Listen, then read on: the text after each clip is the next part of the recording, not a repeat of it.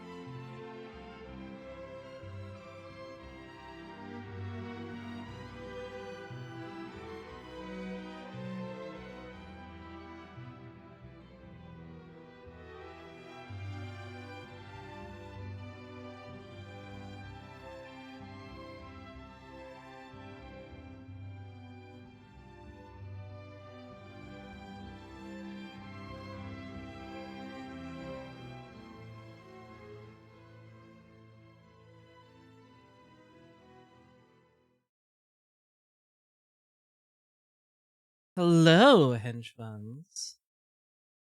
I hope you're all having a wonderful Christmas evening.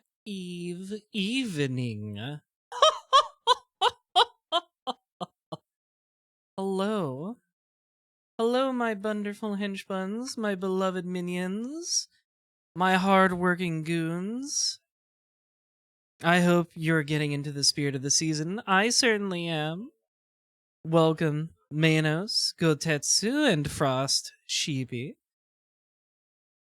As you can see, I've got my nice little. We're cuddled up by the fireplace here. This fireplace that I've just had installed for this season specifically. Right here in the base, in the evil lair. I can do that. It's modular. I can just move it later when I don't need it anymore. I don't know about you henchbuns, but I've gotten a nice warm cup of tea to stave off the cold of the season. I'm cozied up by our little fire here. And I am very excited to bring to you tonight what shall probably be a decently lengthy reading of the ever so classic Charles Dickens' A Christmas Carol. No hot chalky, that's right, I'm a tea boy. I'm a tea drinker. Hot chalky is nice every now and then, but I like a nice cup of tea. So I hope you're all excited for what I have in store for tonight, henchbuns. Obviously everybody knows this story. You've seen the movies, you've seen the Muppets, but have you read the original book? Have you had the original book read to you by your most beautiful and elegant Schwartz-sama? Also, I just realized something was fucked up with this it's too big. Hang on. Hang on, we gotta fix it. Our wreath. It's too big. There we go.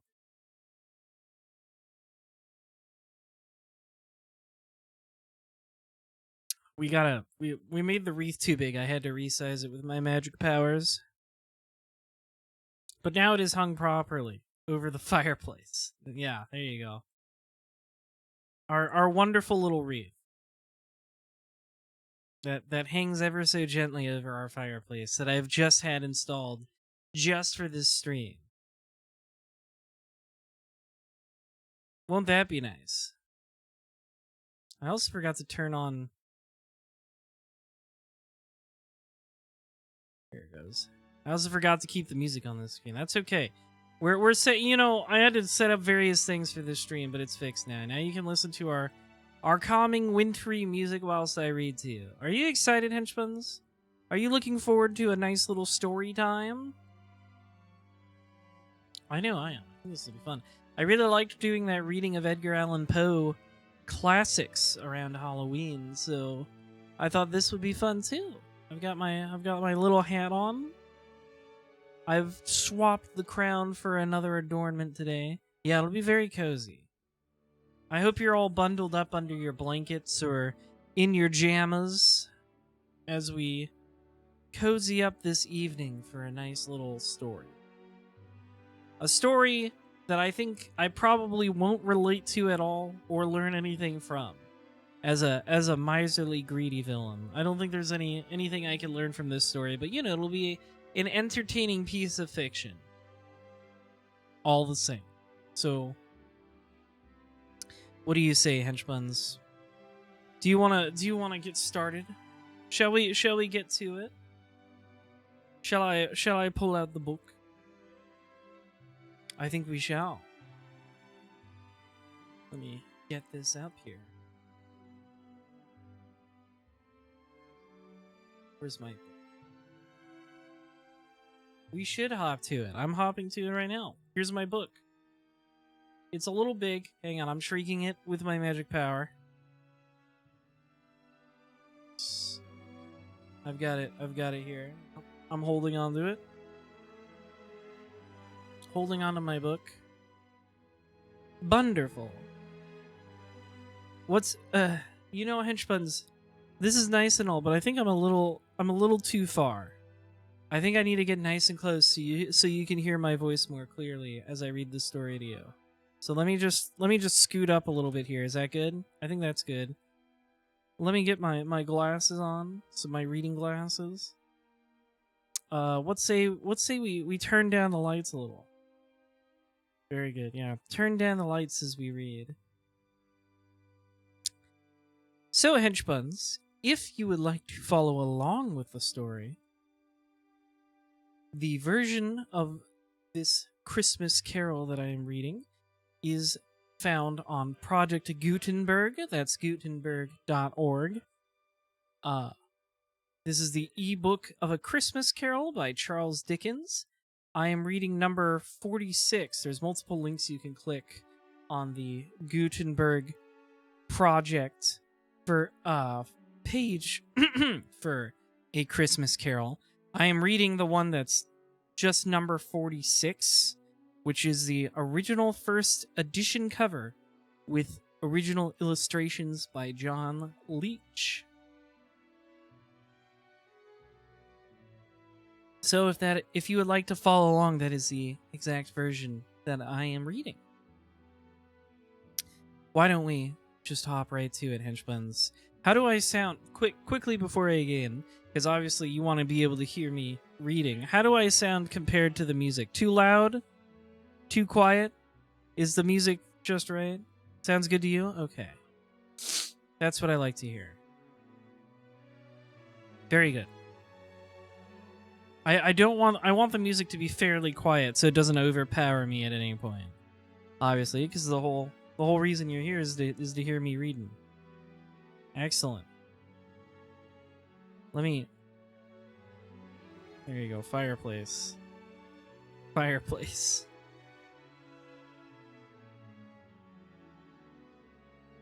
Perfect. There, now you can pretend the fireplace is right there. You can see it more easily. Alright. It's nice background music. Excellent.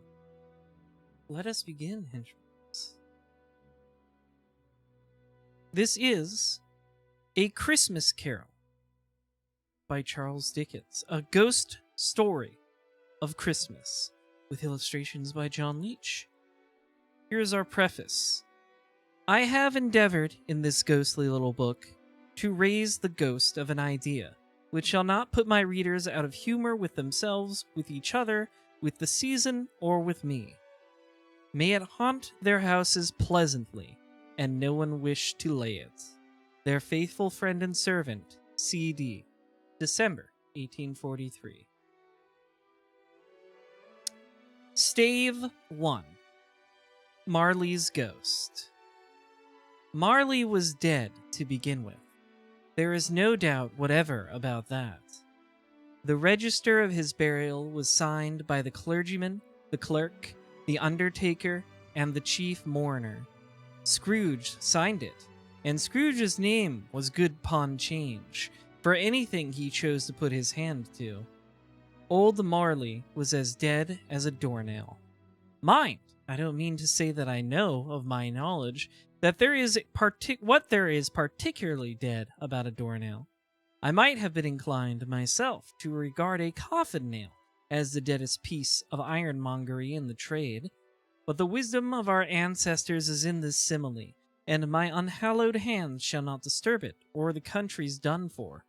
You will therefore permit me to repeat emphatically that Marley was as dead as a doornail. Scrooge knew he was dead? Of course he did. How could it be otherwise? Scrooge and he were partners for I don't know how many years. Scrooge was his sole executor, his sole administrator, his sole assign, his sole residuary legatee, his sole friend and sole mourner. And even Scrooge was not so dreadfully cut up by the sad event, but that he was an excellent man of business on the very day of the funeral, and solemnized it with an undoubted bargain. The mention of Marley's funeral brings me back to the point I started from. There is no doubt that Marley was dead. This must be distinctly understood, or nothing wonderful can come of the story I am going to relate. If we were not perfectly convinced that Hamlet's father died before the play began, There would be nothing more remarkable in his taking a stroll at night in an easterly wind upon his own ramparts than there would be in any other middle-aged gentleman rashly turning out after dark in a breezy spot, say St. Paul's churchyard for instance, literally to astonish his son's weak mind. Scrooge never painted out old Marley's name. There it stood, years afterwards, above the warehouse door, Scrooge and Marley. The firm was known as Scrooge and Marley. Sometimes people new to business called Scrooge, and sometimes Marley, but he answered to both names. It was all the same to him. Oh, but he was a tight-fisted hand at the grindstone, Scrooge. A squeezing, wrenching, grasping, scraping, clutching, covetous old sinner. Hard and sharp as flint, from which no steel had ever struck out generous fire. Secret and self-contained, and solitary as an oyster. The cold within him froze his old features, nipped his pointed nose, shriveled his cheek, stiffened his gait, made his eyes red, his thin lips blue, and spoke out shrewdly in his grating voice. A frosty rime was on his head, and on his eyebrows and his wiry chin. He carried his own low temperature always about with him. He iced his office in the dog days, and didn't thaw it 1 degree at Christmas. External heat and cold had little influence on Scrooge. No warmth could warm, no wintry weather chill him. No wind that blew was bitterer than he, no falling snow was more intent upon its purpose, no pelting rain less open to entreaty. Foul weather didn't know where to have him. The heaviest rain and snow and hail and sleet could boast of the advantage over him in only one respect. They often came down handsomely, and Scrooge never did. Intruder upon our story time. Let me get out of here.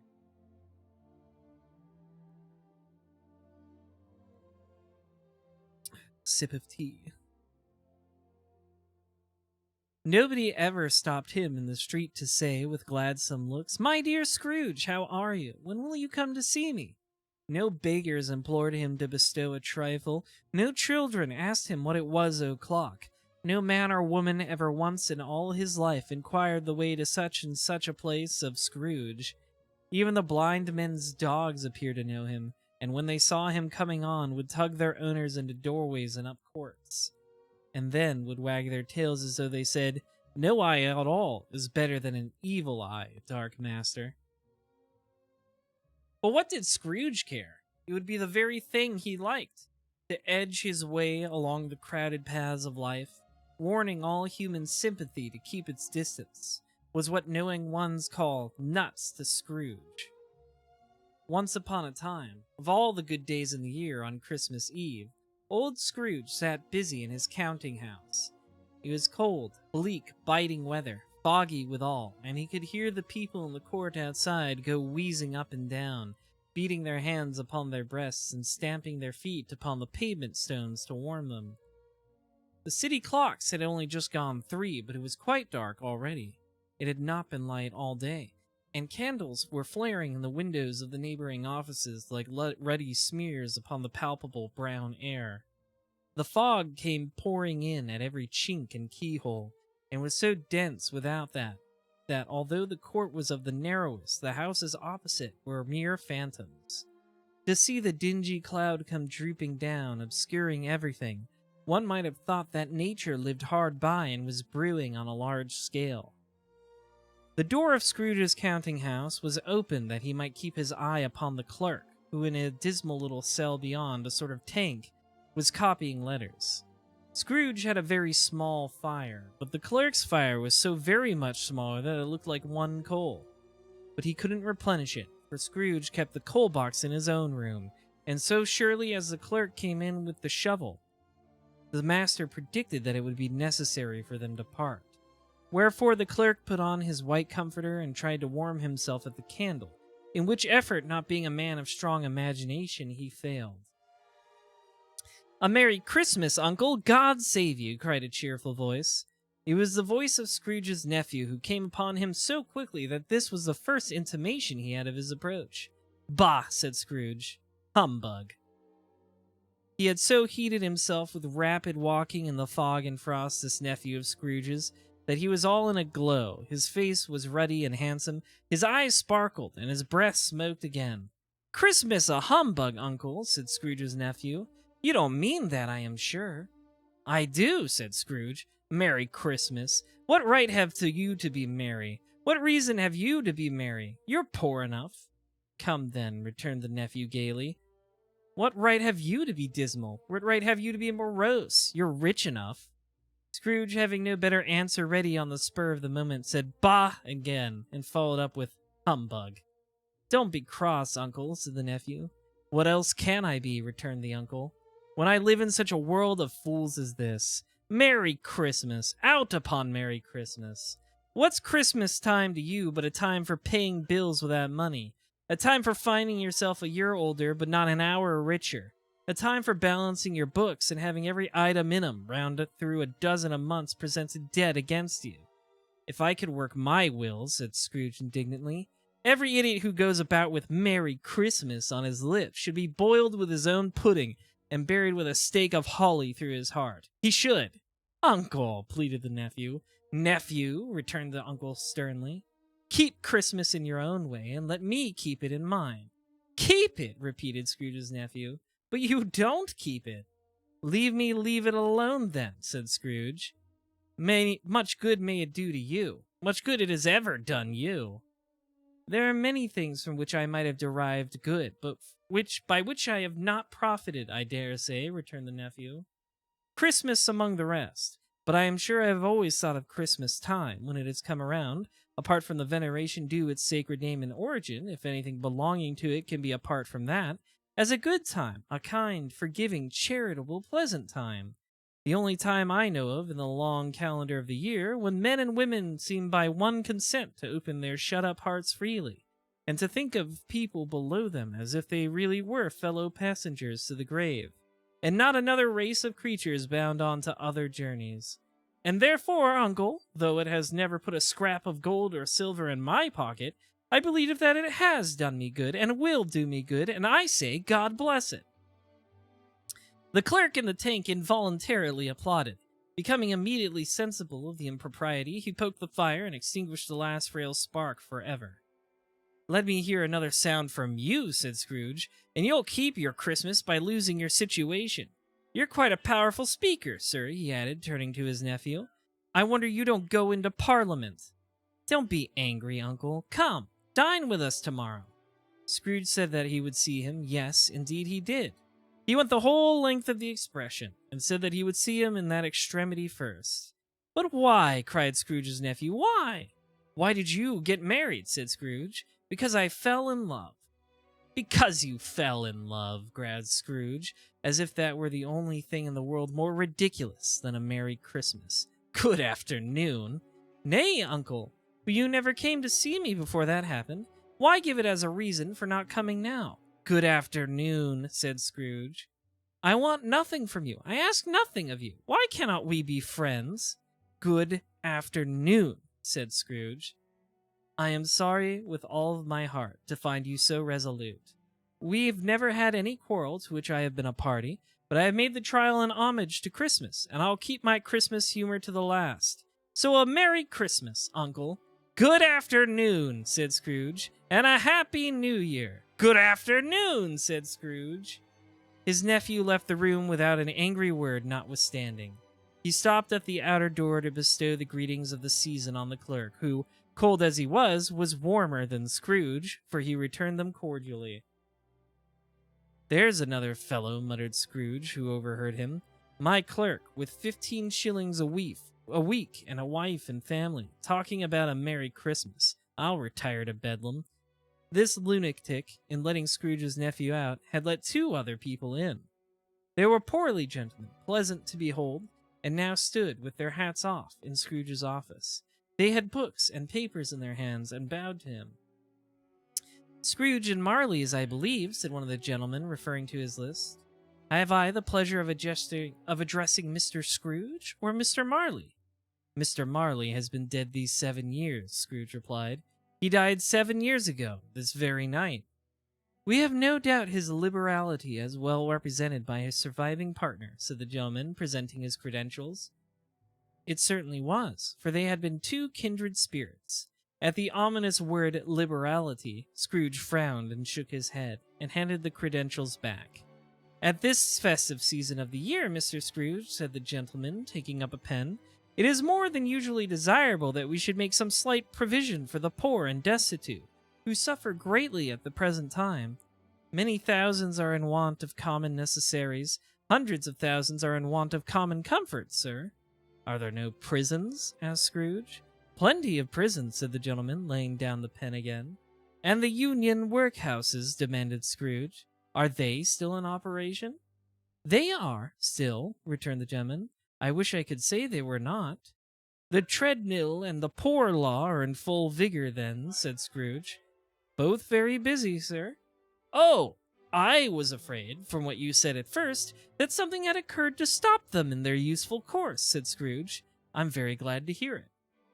Under the impression that they scarcely furnish Christian cheer of mind or body to the multitude, returned the gentleman, a few of us are endeavoring to raise a fund to buy the poor some meat and drink and means of warmth. We choose this time because it is a time, of all others, when want is keenly felt and abundance rejoices. What shall I put you down for? Nothing, replied Scrooge. You wish to remain anonymous? I wish to be left alone, said Scrooge. Since you ask me what I wish, gentlemen, that is my answer. I don't make merry myself at Christmas, and I can't afford to make idle people merry. I help to support the establishments I have mentioned. They cost enough, and those who are badly off must go there. Many can't go there, and many would rather die. If they would rather die, said Scrooge, they had better do it, and decrease the surplus populations. Besides, excuse me, I don't know that. But you might know it, observed the gentleman. It's not my business, Scrooge returned. It's enough for a man to understand his own business and not to interfere with other people's.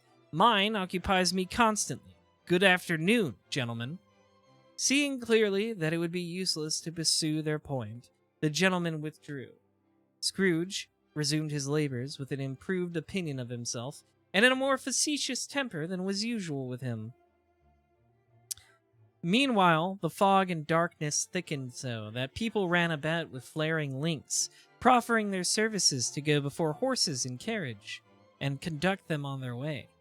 The ancient tower of a church, whose gruff old bell was always peeping slyly down at Scrooge out of a Gothic window in the wall, became invisible and struck the hours and quarters in the clouds, with tremulous vibrations afterwards, as if its teeth were chattering in frozen head up there. The cold became intense.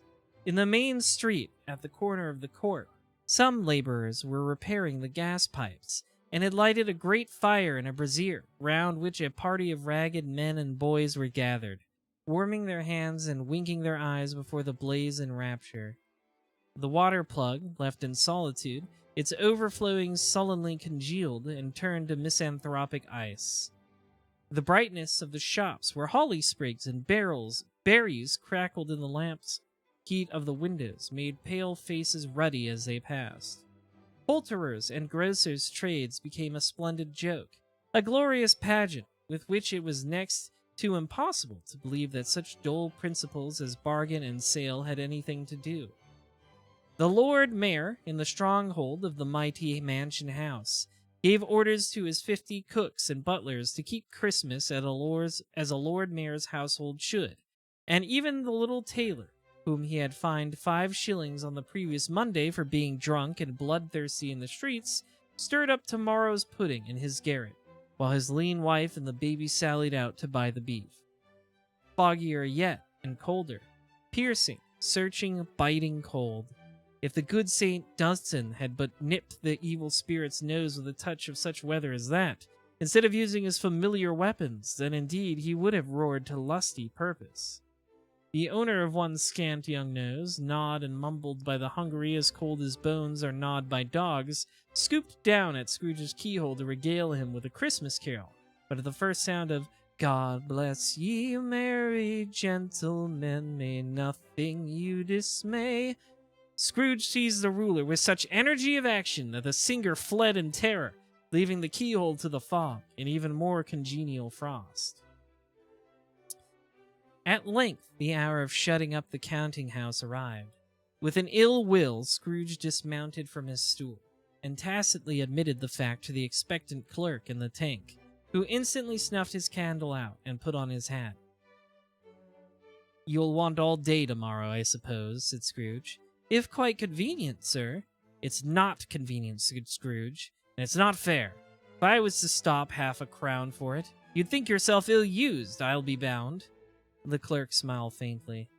"And yet," said Scrooge, "you don't think me ill-used when I pay a day's wages for no work." The clerk observed that it was only once a year. "A poor excuse for picking a man's pocket every 25th of December," said Scrooge, buttoning his greatcoat to the chin. "But I suppose you must have the whole day. Be here the earlier next morning." The clerk promised that he would, and Scrooge rocked out with a growl. The office was closed in a twinkling, and the clerk, with the long ends of his white comforter dangling below his waist, for he boasted no greatcoat, went down a slide on Cornhill at the end of a lane of boys 20 times in honor of its being Christmas Eve, and then ran home to Camden Town as hard as he could pelt, to play at Blind Man's Bluff. Scrooge shook his melancholy dinner in his usual melancholy tavern, and having read all the newspapers and beguiled the rest of the evening with his banker's book, went home to bed.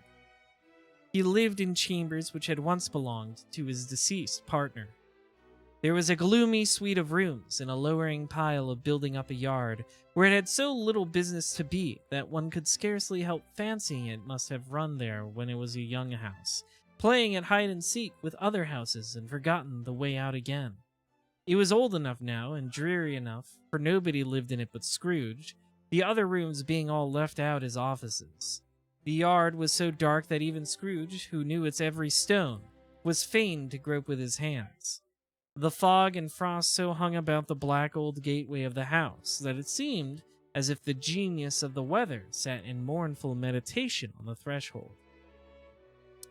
Now, it is a fact that there was nothing at all particular about the knocker on the door, except that it was very large. It is also a fact that Scrooge had seen it night and morning during his whole residence in that place. Also that Scrooge had as little of what it is called fancy about him as any man in the city of London, even including, which is a bold word, the corporation, aldermen, and livery. Let it also be borne in mind that Scrooge had not bestowed one thought on Marley since his last mention of his 7 years dead partner that afternoon. And then let any man explain to me, if he can, how it happened that Scrooge, having his key in the lock of the door, saw in the knocker, without its undergoing any intermediate process of change, not a knocker, but Marley's face. Marley's face. It was not in impenetrable shadow as the other objects in the yard were, but had a dismal light about it, like a bad lobster in a dark cellar. It was not angry or ferocious, but looked at Scrooge as Marley used to look, with ghostly spectacles turned up on its ghostly forehead. The hair was curiously stirred, as if by breath or hot air, and though the eyes were wide open, they were perfectly motionless. That, and its livid color, made it horrible, but its horror seemed to be in spite of the face and beyond its control, rather than a part of its own expression. As Scrooge looked fixedly at this phenomenon, it was a knocker again. To say that he was not startled, or that his blood was not conscious of a terrible sensation to which it had been a stranger from infancy, would be untrue. But to put his hand upon the key he had relinquished, turned it sturdily, walked in, and lighted his candle. He did pause with a moment's irresolution before he shut the door, and he did look cautiously behind it first, as if he half expected to be terrified with the sight of Marley's pigtails sticking out into the hall. But there was nothing on the back of the door except the screws and nuts that held the knocker on, so he said "Pooh, pooh," and closed it with a bang. The sound resounded through the house like thunder. Every room above and every cask in the wine merchant's cellars below appeared to have a separate peal of echoes of its own. Scrooge was not a man to be frightened by echoes. He fastened the door and walked across the hall and up the stairs, slowly, too, trimming his candle as he went. You may vaguely talk about driving a coach and six up a good old flight of stairs or through a bad young Act of Parliament, but I mean to say you might have got a hearse up that staircase and taken it broadwise, with the splinter bar towards the wall and the door towards the balustrades, and done it easy.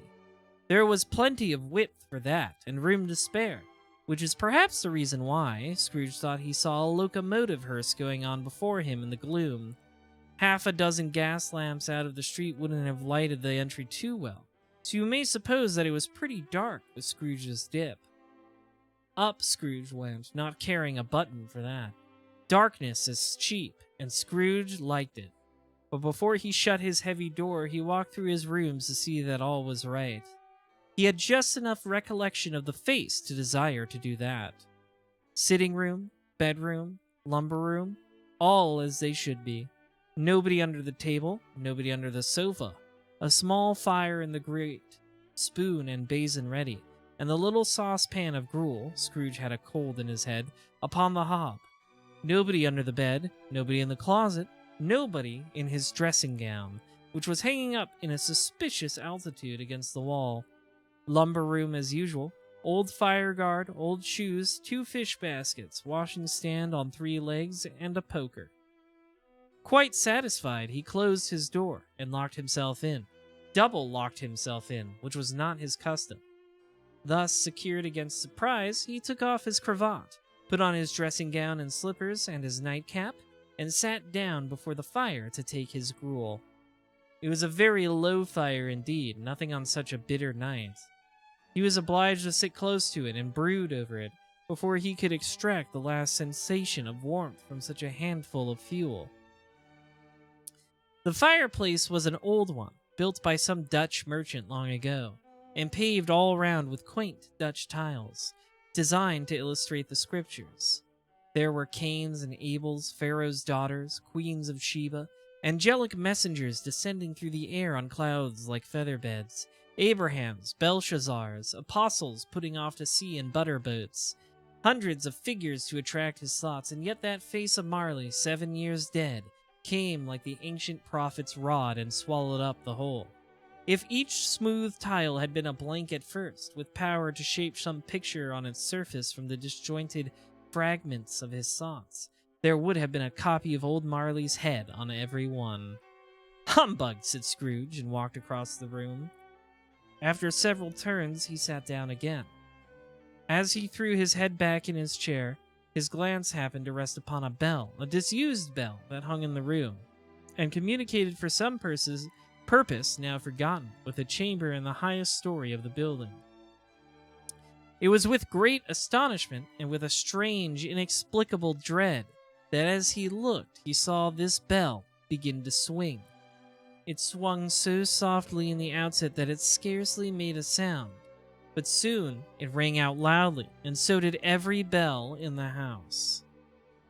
This might have lasted half a minute or a minute, but it seemed an hour. The bells ceased as they had begun together. They were succeeded by a clanking noise deep down below, as if some person were dragging a heavy chain over the casks in the wine merchant's cellar. Scrooge then remembered to have heard that ghosts in haunted houses were described as dragging chains.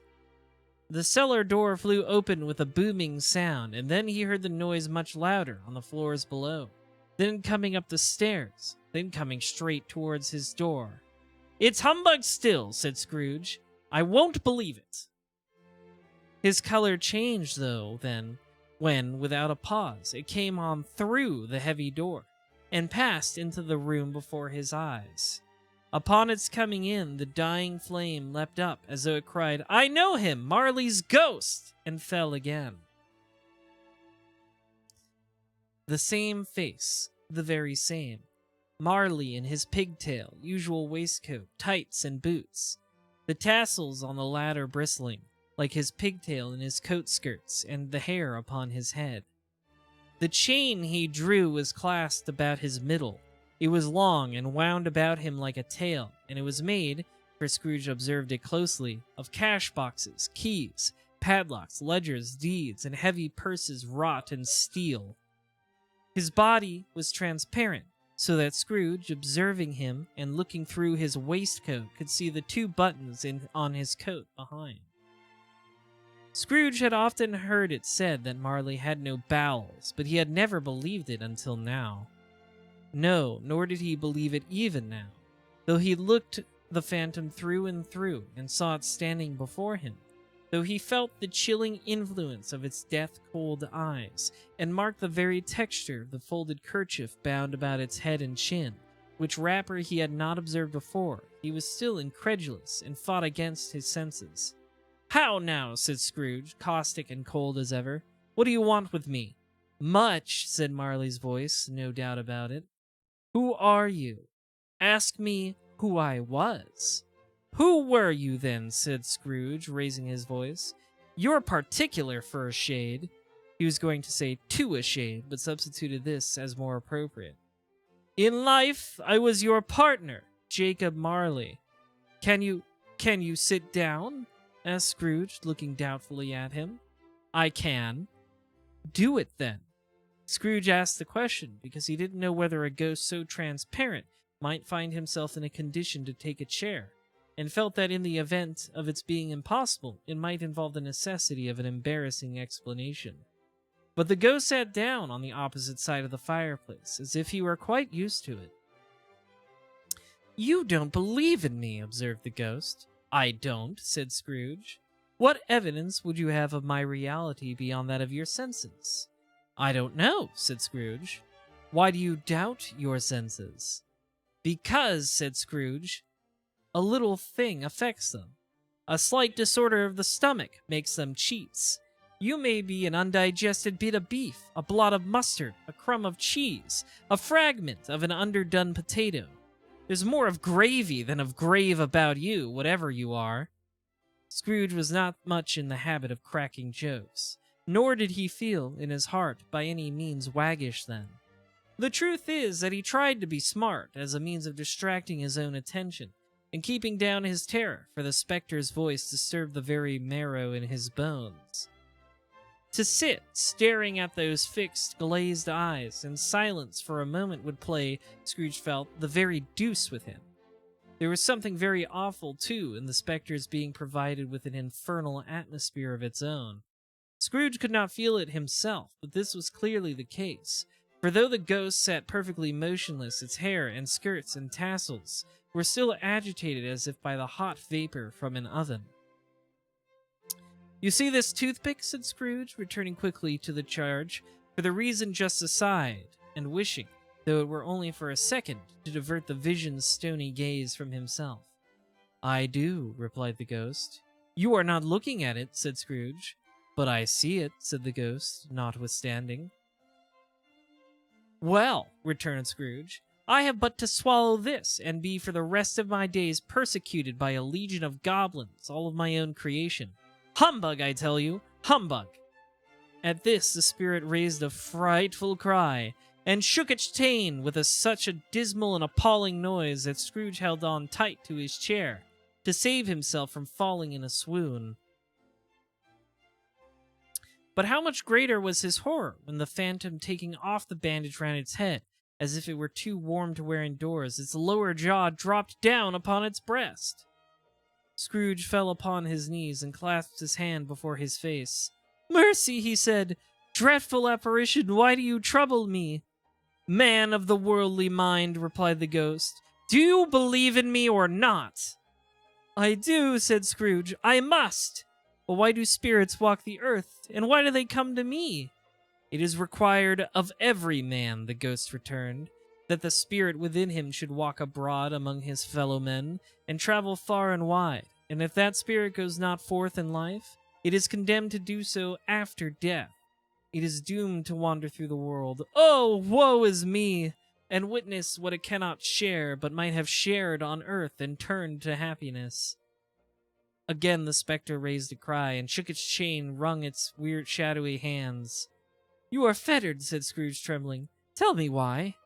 "I wear the chain I forged in life," replied the ghost. "I made it link by link and yard by yard. I girded it on of my own free will, and of my own free will I wore it. Is its pattern strange to you?" Scrooge trembled more and more. "Or would you know," pursued the ghost, "the weight and length of the strong coil you bear yourself? It was full as heavy and as long as this 7 Christmas Eves ago. You have labored on it since. It is a ponderous chain." Scrooge glanced about him on the floor in the expectation of finding himself surrounded by some 50 or 60 fathoms of iron cable, but he could see nothing. "Jacob," he said imploringly. "Old Jacob Marley, tell me more. Speak comfort to me, Jacob." "I have none to give," the ghost replied. "It comes from other regions, Ebenezer Scrooge, and is conveyed by other ministers to other kinds of men. Nor can I tell you what I would. A very little more is all permitted to me. I cannot rest. I cannot stay. I cannot linger anywhere. My spirit never walked beyond our counting house. Mark me! In life, my spirit never roved beyond the narrow limits of our money-changing hole, and weary journeys lie before me."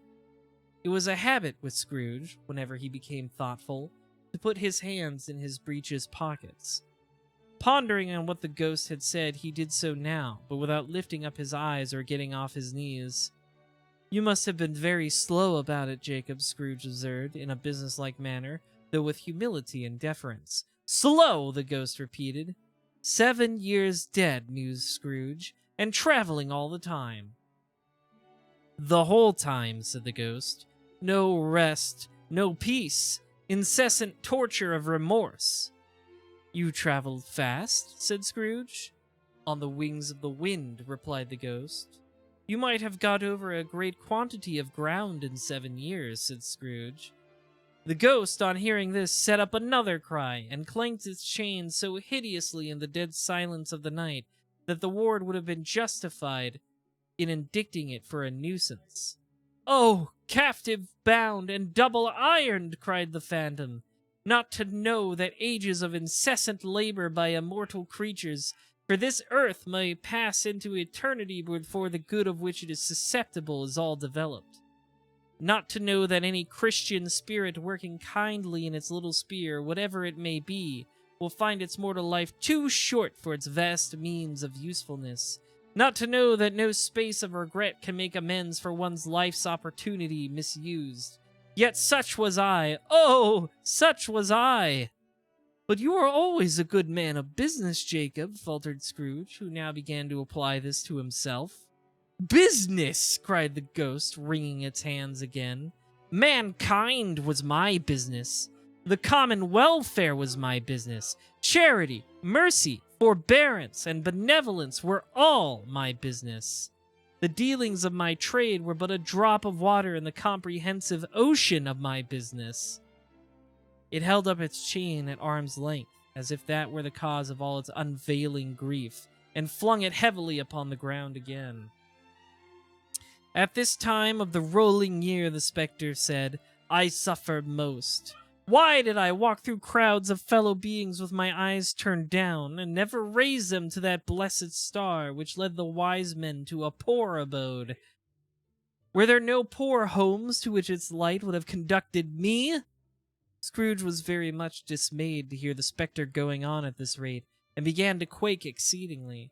"Hear me!" cried the ghost. "My time is nearly gone." "I will," said Scrooge, "but don't be hard upon me. Don't be flowery, Jacob, pray." "How is it that I appear before you in a shape that you can see, I may not tell.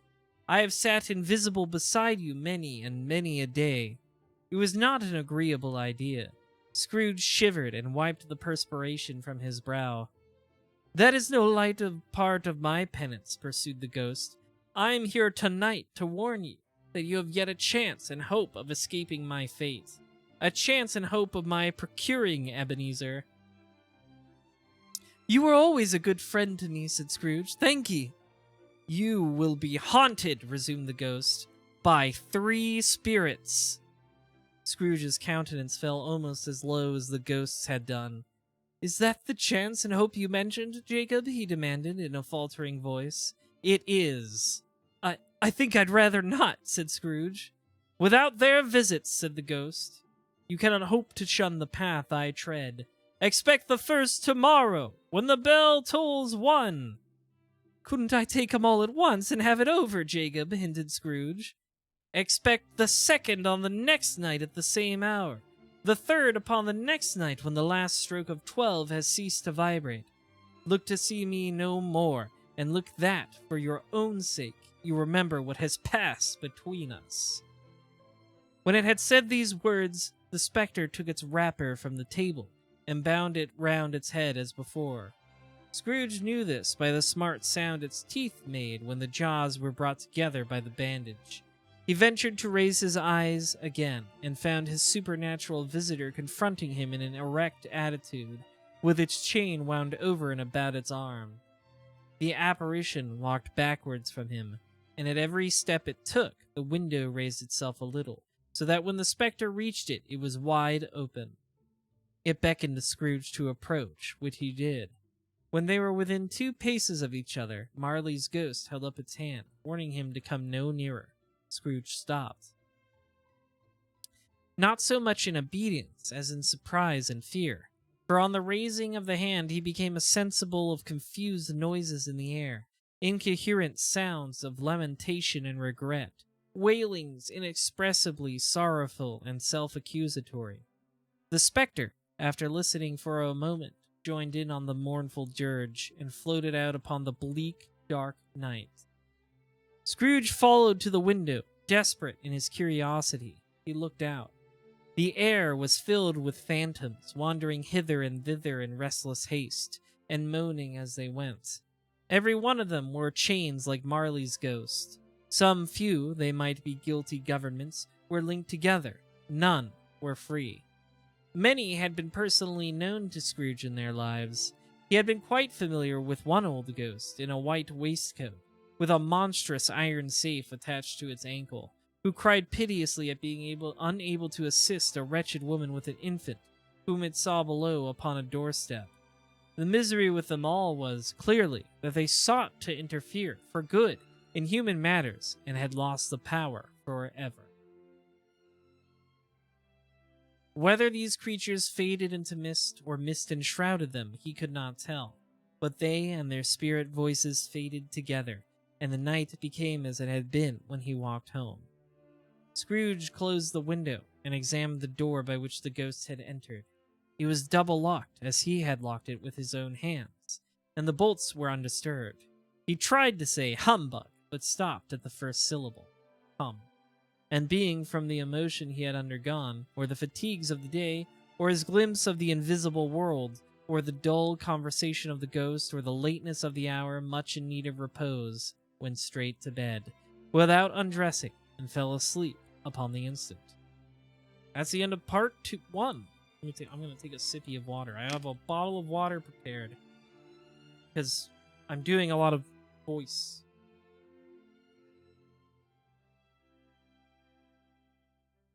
Taking big sips.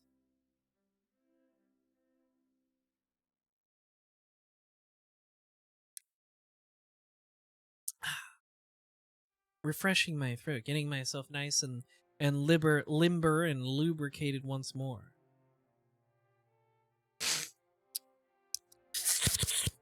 Yummers.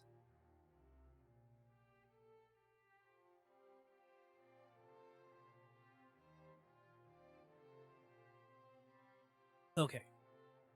I am full of water. My throat is wet, henchmen. Let us continue the story time. Stave 2, the first of the 3 spirits. When Scrooge awoke, it was so dark that looking out of bed, he could scarcely distinguish the transparent window from the opaque walls of his chamber. He was endeavoring to pierce the darkness with his ferret eyes when the chimes of a neighboring church struck the 4 quarters, so he listened for the hour. To his great astonishment, the heavy bell went on from 6 to 7, and from 7 to 8, and regularly up to 12, then stopped. 12! It was past 2 when he went to bed. The clock was wrong. An icicle must have gotten to the works. 12! He touched the spring of his repeater to correct this most preposterous clock. Its rapid little pulse beat 12, and stopped. "Why, it isn't possible," said Scrooge, "that I have slept through a whole day and far into another night. It isn't possible that anything has happened to the sun, and that this is 12 at noon." The idea being an alarming one, he scrambled out of bed and groped his way to the window. He was obliged to rub the frost off with the sleeve of his dressing gown before he could see anything, and could see very little then. All he could make out was that it was still very foggy and extremely cold, and that there was no noise of people running to and fro, and making a great stir, as there unquestionably would have been if night had been beaten off bright day, and taken possession of the world. This was a great relief, because 3 days after sight of this first exchange paid to Ebenezer Scrooge or his order and so forth would have become a mere United States' security if there were no days to count by. Scrooge went to bed again, and thought, and thought, and thought it over and over and over, and could make nothing of it. The more he thought, the more perplexed he was, and the more he endeavored not to think, the more he thought. Marley's ghost bothered him exceedingly. Every time he resolved within himself, after mature inquiry, that it was all a dream, his mind flew back again, like a strong spring released to its first position, and presented the same problem to be worked all through. Was it a dream or not? Scrooge lay in this state until the chime had gone 3/4 more, when he remembered, on a sudden, that the ghost had warned him of a visitation when the bell tolled 1. He resolved to lie awake until the hour was past, and, considering that he could no more go to sleep than go to heaven, this was perhaps the wisest resolution in his power. The quarter was so long that he was more than once convinced he must have sunk into a doze unconsciously and missed the clock. At length it broke upon his listening ear. "Ding, dong." "A quarter past," said Scrooge, counting. "Ding, dong." "Half-past," said Scrooge. "Ding, dong." "A quarter to it," said Scrooge. "Ding, dong." "The hour itself," said Scrooge triumphantly, "and nothing else."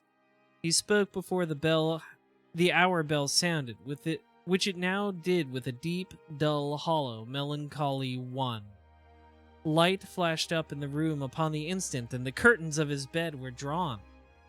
The curtains of his bed were drawn aside, I tell you, by a hand.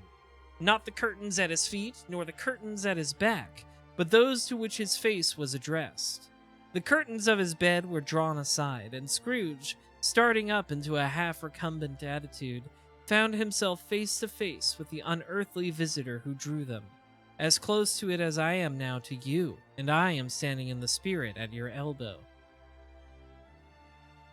It was a strange figure, like a child, yet not so like a child as like an old man, viewed through some supernatural medium, which gave him the appearance of having receded from the view, and being diminished to a child's proportions. Its hair, which hung about its neck and down its back, was white as if with age, and yet the face had not a wrinkle in it, and the tenderest bloom was on the skin. The arms were very long and muscular, the hands the same, as if its holds were of uncommon strength. Its legs and feet, most delicately formed, were, like those upper members, bare.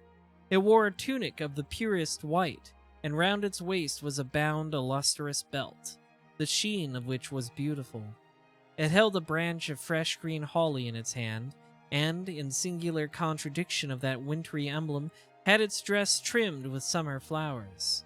The strangest thing about it was that from the crown of its head there sprung a bright, clear jet of light, by which all this was visible, and which was doubtless the occasion of its using, in its duller moments, a great extinguisher for a cap which it now held under its arm. Even this, though, when Scrooge looked at it with increasing steadiness, was not its strangest quality.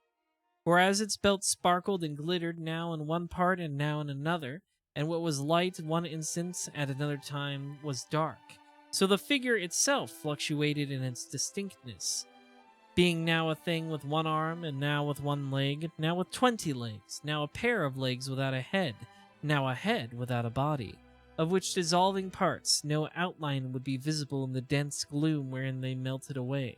And in the very wonder of this, it would be itself again, distinct and clear as ever. "Are you the spirit, sir, whose coming was foretold to me?" asked Scrooge. "I am." The voice was soft and gentle, singularly low, as if instead of being so close beside him, it were at a distance. "Who and what are you?" Scrooge demanded. "I am the ghost of Christmas past."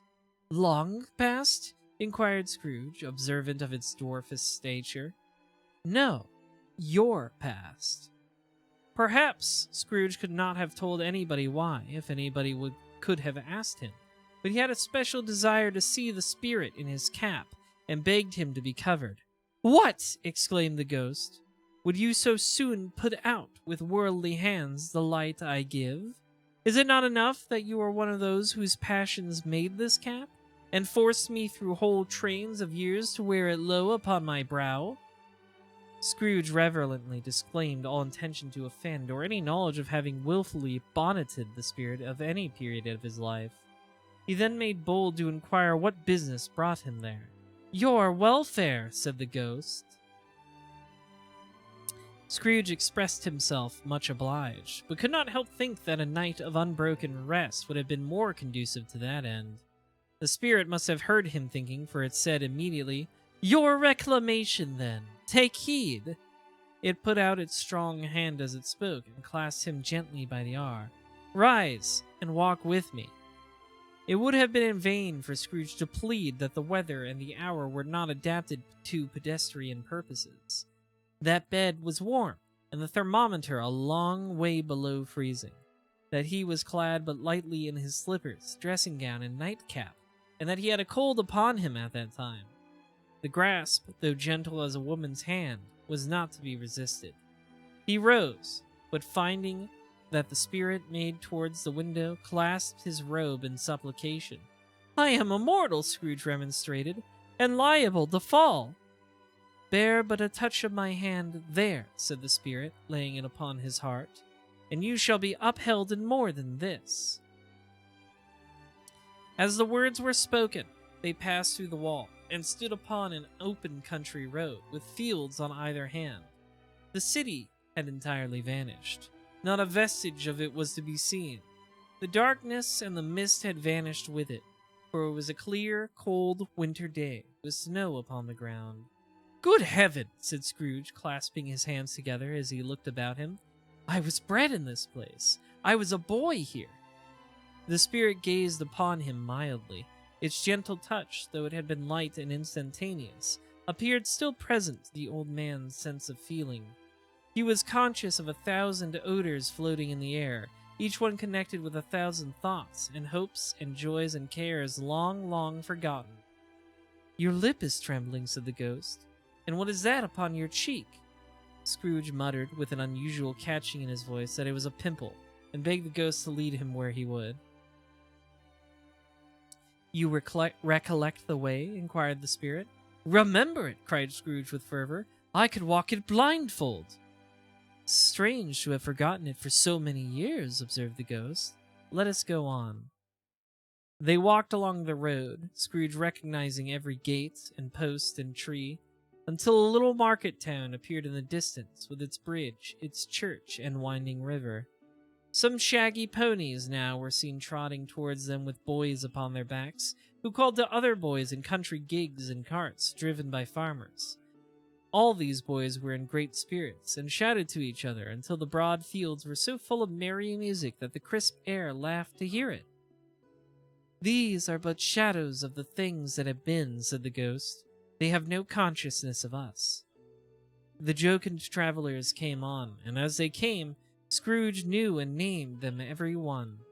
Why was he rejoiced beyond all bounds to see them? Why did his cold eye glisten and his heart leap up as they went past? Why was he filled with gladness when he heard them give each other Merry Christmas as they parted at crossroads and byways for their several homes? What was Merry Christmas to Scrooge? out upon Merry Christmas! What good had it ever done to him? The school is not quite deserted, said the ghost. A solitary child, neglected by his friends, is left there still. Scrooge said he knew it, and he sobbed. They left the high road by a well-remembered lane, and soon approached a mansion of dull red brick, with a little weathercock-surmounted cupola on the roof and a bell hanging in it. It was a large house, but one of broken fortunes, for the spacious offices were little used, their walls were damp and mossy, their windows broken, and their gates decayed. Fowls clucked and strutted in the stables, and the coach houses and sheds were overrun with grass, not glass. Nor was it more retentive of its ancient state within, for entering the dreary hall and glancing through the open doors of many rooms, they found them poorly furnished, cold, and vast. There was an earthy savor in the air, a chilly bareness in the place, which associated itself somehow with too much getting up by candlelight and not too much to eat. They went, the ghost and Scrooge, across the hall to a door at the back of the house. It opened before them and disclosed a long, bare, melancholy room, made barer still by lines of plain deal forms and desks. At one of these a lonely boy was reading near a feeble fire, and Scrooge sat down upon a form and wept to see his poor forgotten self as he used to be. Not a latent echo in the house, not a squeak and scuffle from the mice behind the paneling, not a drip from the half-thawed water spout in the dull yard behind, not a sigh among the leafless boughs of one despondent poplar, not the idle swinging of an empty storehouse door, no, not a clicking in the fire, but fell upon the heart of Scrooge with a softening influence and gave a freer passage to his tears. The spirit touched him on the arm and pointed to his younger self, intent upon his reading.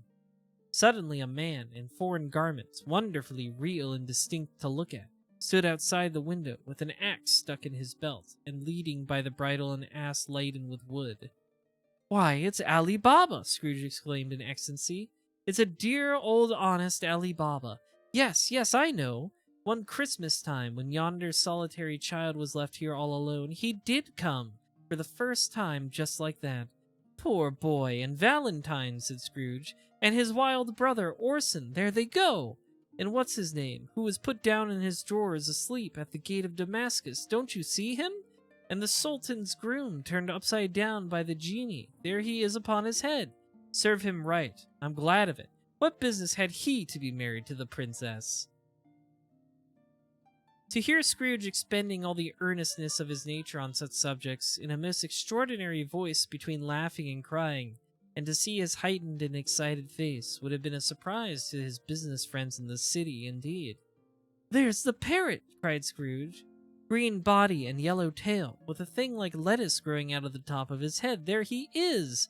Poor Robinson Crusoe, he called him, when he came home again after sailing round the island. Poor Robin Crusoe! Where have you been, Robin Crusoe?" The man thought he was dreaming, but he wasn't. It was the parrot, you know. There goes Friday, running for his life to the little creep. "Hullo, hoop, halloo!" Then, with a rapidity of transition very foreign to his usual character, he said, in pity for his former self, "Poor boy," and cried again. "I wish," Scrooge muttered, putting his hand in his pocket and looking about him after drying his eyes with his cuff, "but it's too late now." "What is the matter?" asked the spirit. "Nothing," said Scrooge. "Nothing. There was a boy singing a Christmas carol at my door last night.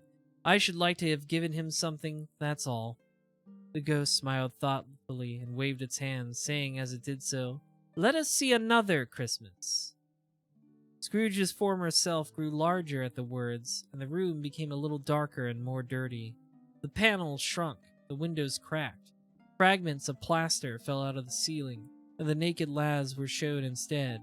But how all this was brought about, Scrooge knew no more than you do.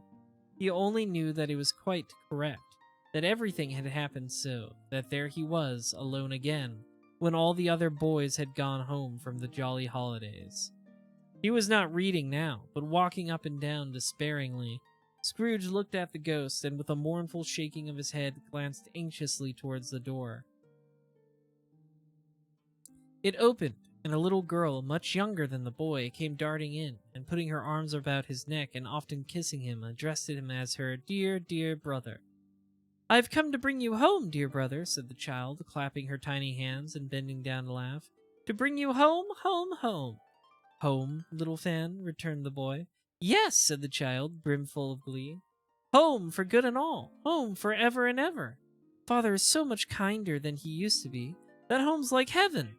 He spoke so gently to me one dear night when I was going to bed that I was not afraid to ask him once more if you might come home, and he said yes, you should, and sent me in a coach to bring you. And you're to be a man," said the child, opening her eyes, "and are never to come back here. But first, we're to be together all the Christmas long and have the merriest time in the world." "You are quite a woman, little Fan," exclaimed the boy. She clapped her hands and laughed, and tried to touch his head, but being too little, laughed again, and stood on tiptoe to embrace him. Then she began to drag him, in her childish eagerness, toward the door, and he, nothing loth to go, accompanied her. A terrible voice in the hall cried, "Bring down Master Scrooge's box there," and in the hall appeared the schoolmaster himself, who glared on Master Scrooge with a ferocious condescension, and threw him into a dreadful state of mind by shaking hands with him. He then conveyed him and his sister into the veriest old well of a shivering best parlor that has ever been, where the maps upon the wall and the celestial and terrestrial globes in the windows were waxy with cold. Here he produced a decanter of curiously light wine and a block of curiously heavy cake, and administered installments of those dainties to the young people, at the same time sending out a meager servant to offer a glass of something to the postboy, who answered that he thanked the gentleman, but if it was the same tap as he had tasted before, he had rather not. Master Scrooge's trunk being by this time tied on to the top of the chaise, the children bade the schoolmaster goodbye right willingly, and getting into it, drove gaily down to the garden sweep, the quick wheels dashing the hoarfrost and snow off the dark leaves of the evergreens like spray. "Always a delicate creature whom a breath might have withered," said the ghost, "but she had a large heart." "So she had," cried Scrooge. "You're right. I will not gainsay it, Spirit. God forbid." "She died a woman," said the ghost, "and had, as I think, children." "One child," Scrooge returned. "True," said the ghost. "Your nephew." Scrooge seemed uneasy in his mind, and answered briefly, "Yes." Although they had but that moment left the school behind them, they were now in the busy thoroughfares of a city, where shadowy passengers passed and repassed, where shadowy carts and coaches battled for the way, and all the strife and tumult of a real city were. It was made plain enough by the dressing of the shops that here, too, it was Christmas time again, but it was evening and the streets were lighted up. The ghost stopped at a certain warehouse door and asked Scrooge if he knew it. "Know it," said Scrooge. "Was I apprenticed here?" They went in at the sight of an old gentleman in a Welsh wig, sitting behind such a high desk that if he had been 2 inches taller he might have knocked his head against the ceiling. Scrooge cried in great excitement, "Why, it's old Fezziwig! Bless his heart, it's Fezziwig alive again!" Old Fezziwig laid down his pen and looked up at the clock, which pointed to the hour of 7. He rubbed his hands, adjusted his capacious waistcoat, laughed all over himself, from his shoes to his organ of benevolence, and called out in a comfortable, oily, rich, fat, jovial voice, "Yo-ho there, Ebenezer! Dick!" Scrooge's former self, now a grown young man, came briskly in, accompanied by his fellow prentice. "Dick Wilkins, to be sure," said Scrooge to the ghost. "Bless me, yes, there he is. He was very much attached to me, was Dick. Poor Dick, dear, dear." Trying not to laugh. "Yo-ho, my boys," said Fezziwig. "No more work tonight. Christmas Eve, Dick. Christmas, Ebenezer." "Let's have the shutters up," cried old Fezziwig with a sharp clap of his hands, "before a man can say Jack Robinson." You wouldn't believe how these two fellows went at it. They charged into the street with the shutters, 1, 2, 3, had 'em up in their places, 4, 5, 6, barred 'em and pinned 'em, 7, 8, 9, and came back before you could have got to 12, panting like racehorses. Hillo-ho! Cried Fezziwig, skipping down from the high desk with wonderful agility. Clear away, my lads, and let's have lots of room here. Hilly-ho, Dick! Cheer up, Ebenezer! Clear away. There was nothing they wouldn't have cleared away, or couldn't have cleared away with old Fezziwig looking on. It was done in a minute. Every movable was packed off, as if it were dismissed from public life forevermore. The floor was swept and watered, the lamps were trimmed, fuel was heaped upon the fire, and the warehouse was as snug and warm and dry and bright as a ballroom, as you would have ever desired to see upon a winter's night. It came a fiddler with a music book, and went up to the lofty desk, and made an orchestra of it, and turned like 50 stomach aches. In came Mrs. Fezziwig, one vast substantial smile. In came the 3 Miss Fezziwigs, beaming and lovable. In came the 6 young followers whose hearts they broke. In came all the young men and women employed in the business. In came the housemaid with her cousin, the baker. In came the cook with her brother's particular friend, the milkman. In came the boy from over the way, who was suspected of not having board enough from his master, trying to hide himself behind the girl from next door but one, who was proved to have had her ears pulled by her mistress. In they all came, one after another, some shyly, some boldly, some gracefully, some awkwardly, some pushing, some pulling. In they all came, anyhow and everyhow. Away they all went, 20 couple at once, hands half round and back again the other way, down the middle and up again, round and round in various stages of affectionate grouping. Old top couple always turning up in the wrongful place, new top couple starting off again as soon as they got there. All top couples at last, and not a bottom one to help them. When this result was brought about, old Fezziwig, clapping his hands to stop the dance, cried out, "Well done!" and the fiddler plunged his hot face into a pot of water, especially provided for that purpose. But scorning rest upon his reappearance, he instantly began again, though there were no dancers yet, as if the other fiddler had been carried home, exhausted, on a shutter, and he were a brand new man resolved to beat him out of sight or perish.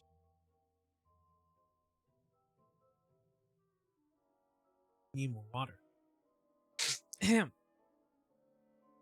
There were more dances, and there were forfeits, and more dances, and there was cake, and there was negus, and there was a great piece of cold roast, and there was a great piece of cold boiled, and there were mince pies and plenty of beer. But the great effect of the evening came after the roast and boiled, when the fiddler, an artful dog mind, that sort of man who knew his business better than you or I could have told it to him, struck up Sir Roger de Coverley. Then old Fezziwig stood out to dance with Mrs. Fezziwig, top coupled too, with a good stiff piece of work cut out for them. 3 or 4 and 20 pair of partners, people who were not to be trifled with, people who would dance and who had no notion of walking. But if they had been twice as many, 4 times, old Fezziwig would have been a match for them, and so would Mrs. Fezziwig. As to her, she was worthy to be his partner in every sense of the term. If that's not high praise, tell me higher, and I'll use it. A positive light appeared to issue from Fezziwig's calves. They shone in every part of the dance like moons. You couldn't have predicted, at any given time, what would have become of them next. And when old Fezziwig and Mrs. Fezziwig had gone all through the dance, advance and retire, both hands to your partner, bow and curtsy, corkscrew, thread the needle, and back again to your place, Fezziwig cut so deftly that he appeared to wink with his legs and came upon his feet again without a stagger. When the clock struck 11, this domestic ball broke up. Mr. and Mrs. Fezziwig took their stations, one on either side of the door, and shaking hands with every person individually as he or she went out, wished him or her a Merry Christmas. When everybody had retired but the 2 prentices, they did the same to them, and thus the cheerful voices died away, and the lads were left to their beds, which were under a counter in the back shop. During the whole of this time, Scrooge had acted like a man out of his wits. His heart and soul were in the scene, and with his former self. He corroborated everything, remembered everything, enjoyed everything, and underwent the strangest agitation. It was not until now, when the bright faces of his former self and Dick were turned from them, that he remembered the ghost, and became conscious that it was looking full upon him, while the light upon its head burnt very clear. "A small matter," said the ghost, "to make these silly folks so full of gratitude." "Small," echoed Scrooge. The spirit signed to him to listen to the two apprentices, who were pouring out their hearts in praise to Fezziwig, and when he had done so said, "Why, is it not? He has spent but a few pounds of your mortal money, 3 or 4 perhaps. Is that so much that he deserves this praise?" "It isn't that," said Scrooge, heated by the remark, and speaking unconsciously like his former, not his latter, self. "It isn't that, spirit. He has the power to render us happy or unhappy, to make our service light or burdensome, a pleasure or a toil. Say that his power lies in words and looks, in things so slight and insignificant that it is impossible to add and count 'em up. What then? The happiness he gives is quite as great as if it cost a fortune." He felt the spirit's glance and stopped. "What is the matter?" asked the ghost. Nothing particular," said Scrooge. "Something, I think," the ghost insisted. "No," said Scrooge, "no. I should like to be able to say a word or two to my clerk just now. That's all."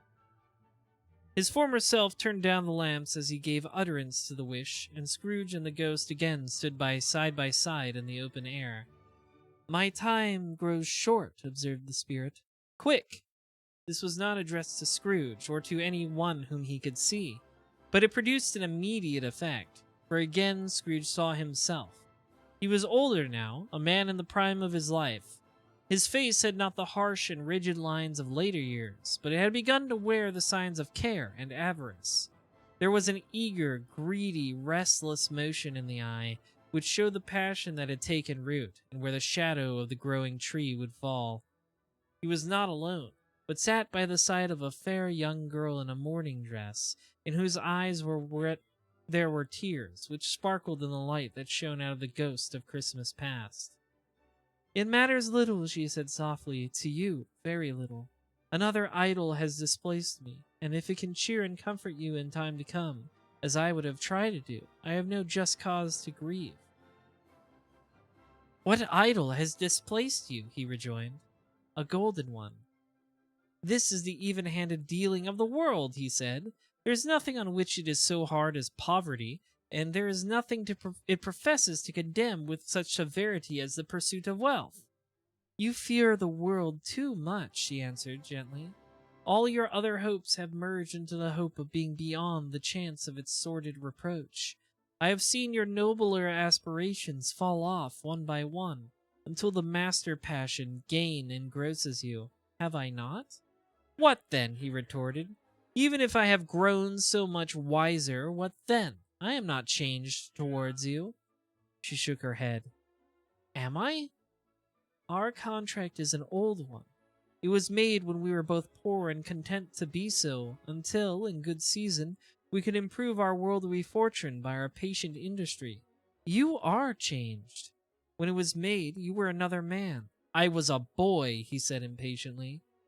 "Your own feeling tells you that you were not what you are," she returned. "I am.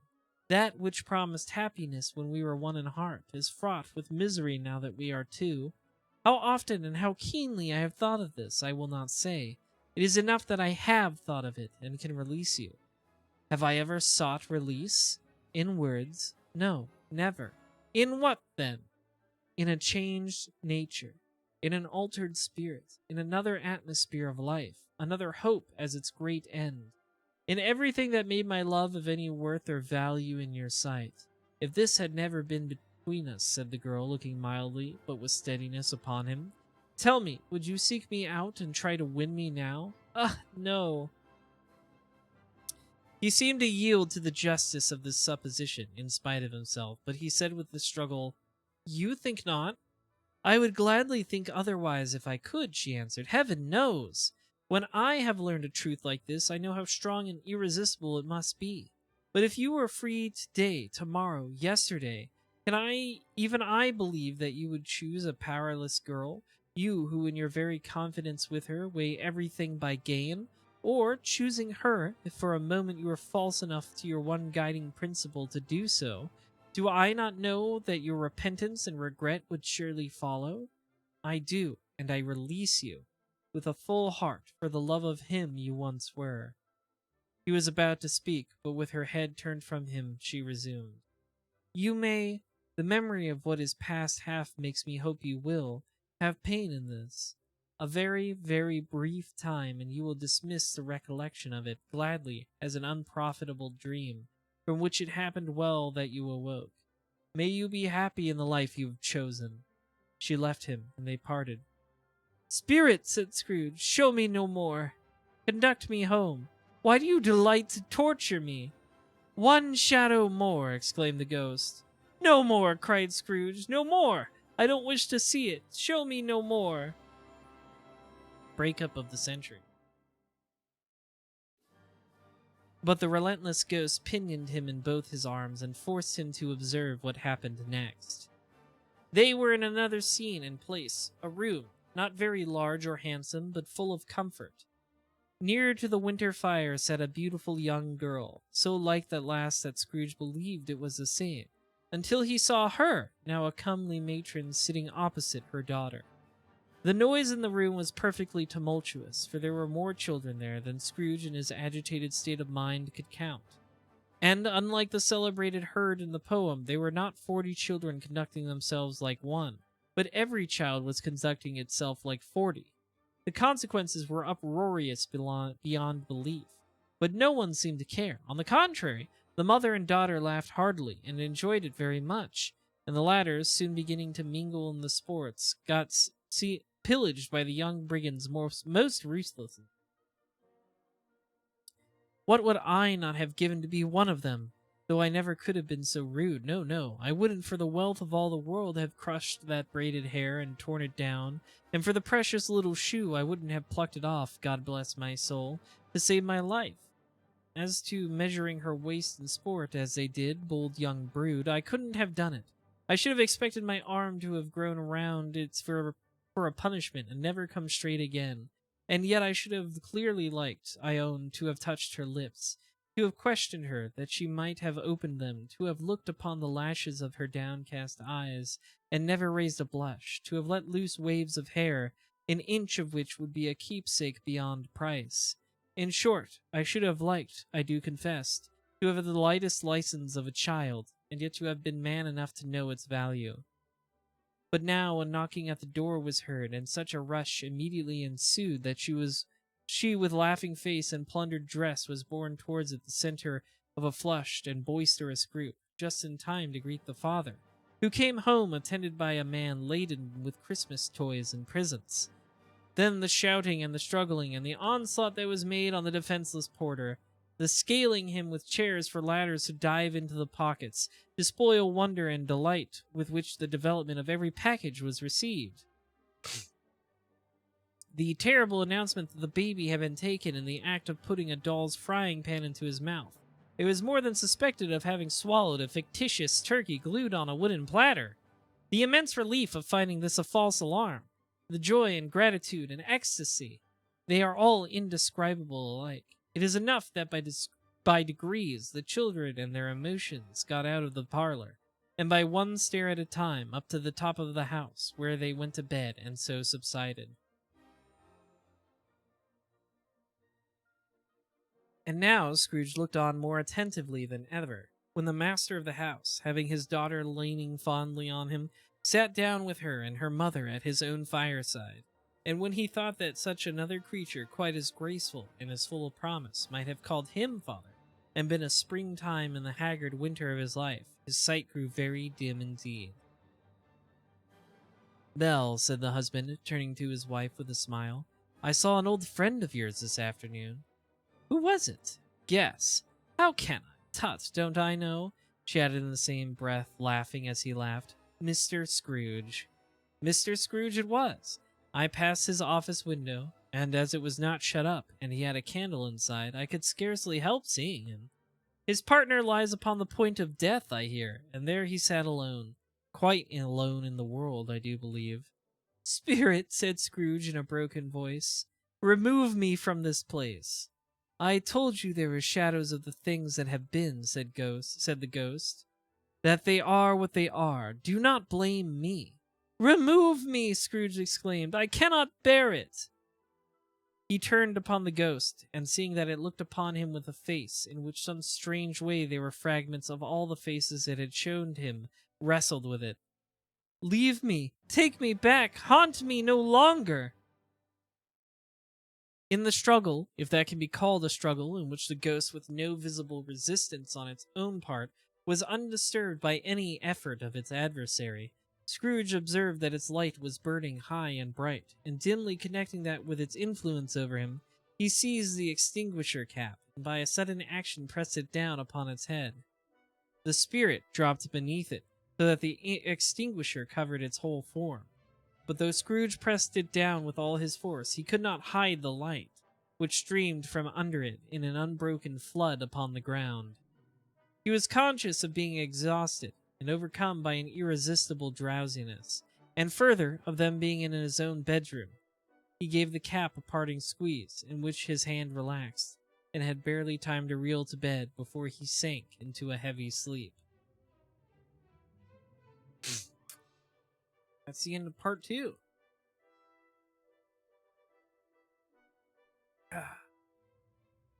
Nice water. Water in my mouth. Water in my mouth to wet my throat. I might make another cup of tea, actually. I'm thinking about it. I'll make another cup of tea after the next part. Let's read the next part. Stave 3. The second of the 3 spirits.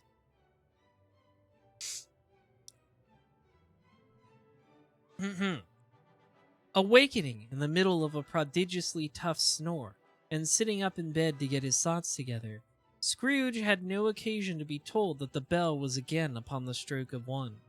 He felt that he was restored to consciousness in the right nick of time. Excuse me. For the special purpose of holding a conference.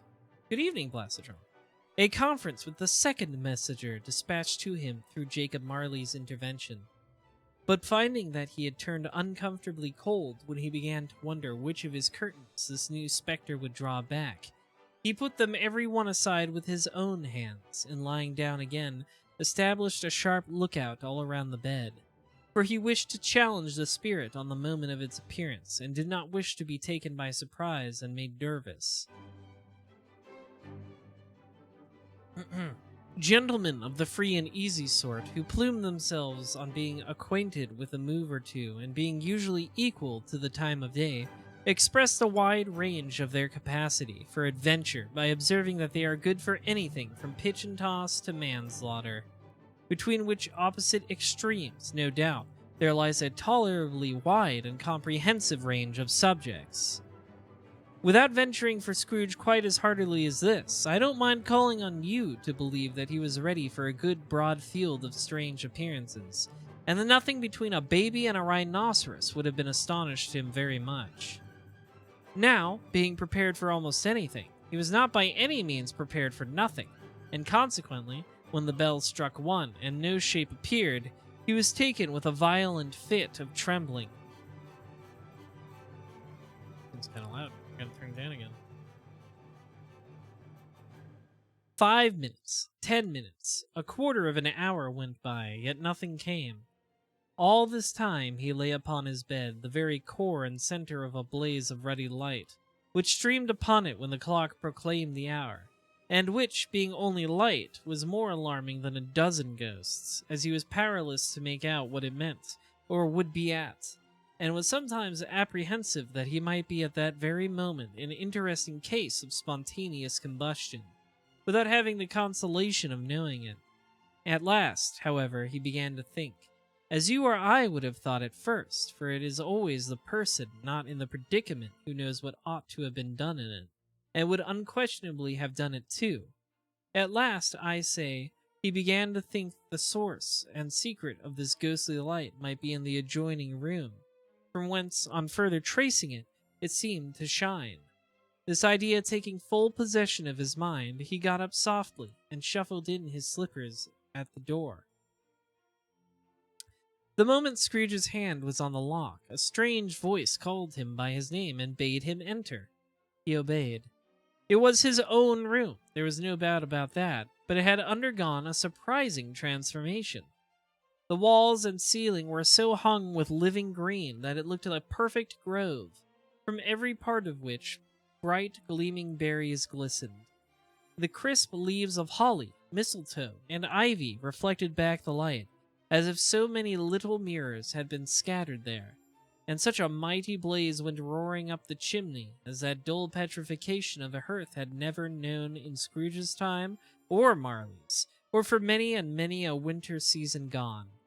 Heaped up on the floor to form a kind of throne were turkeys, geese, game, poultry, brawn, great joints of meat, sucking pigs, long wreaths of sausages, mince pies, plum puddings, barrels of oysters, red-hot chestnuts, cherry-cheeked apples, juicy oranges, luscious pears, immense 12 cakes, and seething bowls of punch that made the chamber dim with their delicious steam.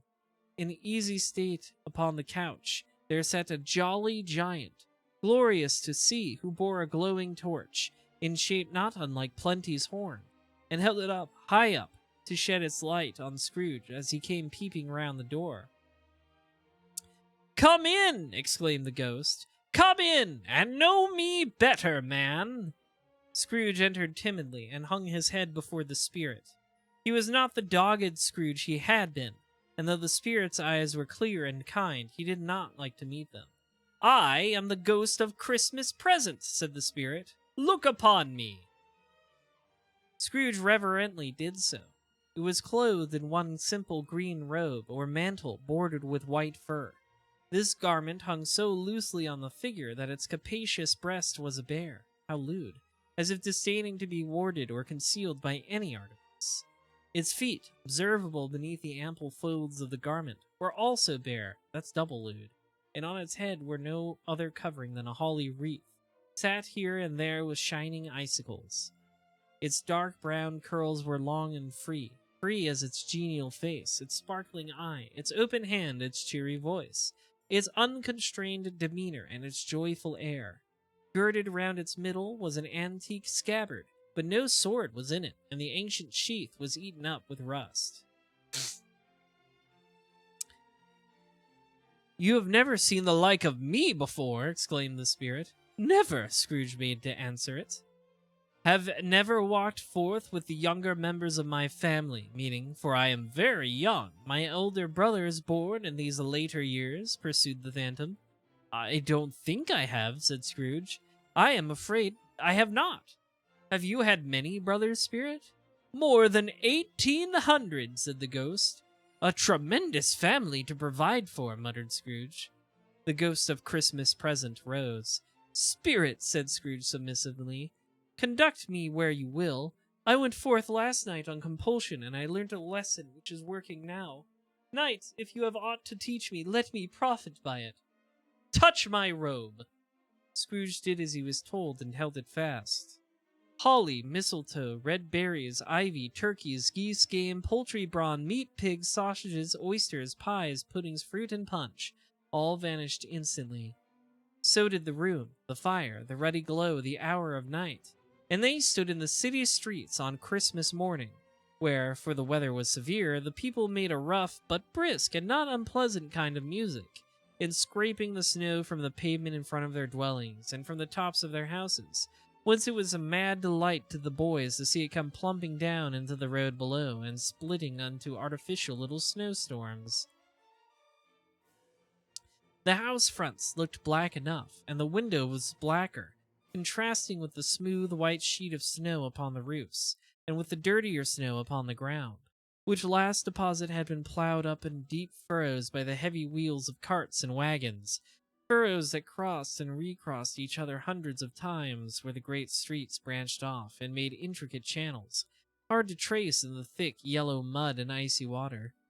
The sky was gloomy, and the shortest streets were choked up with a dingy mist, half thawed, half frozen, whose heavier particles descended in a shower of sooty atoms, as if all the chimneys in Great Britain had, by one consent, caught fire, and were blazing away to their dear hearth's consent.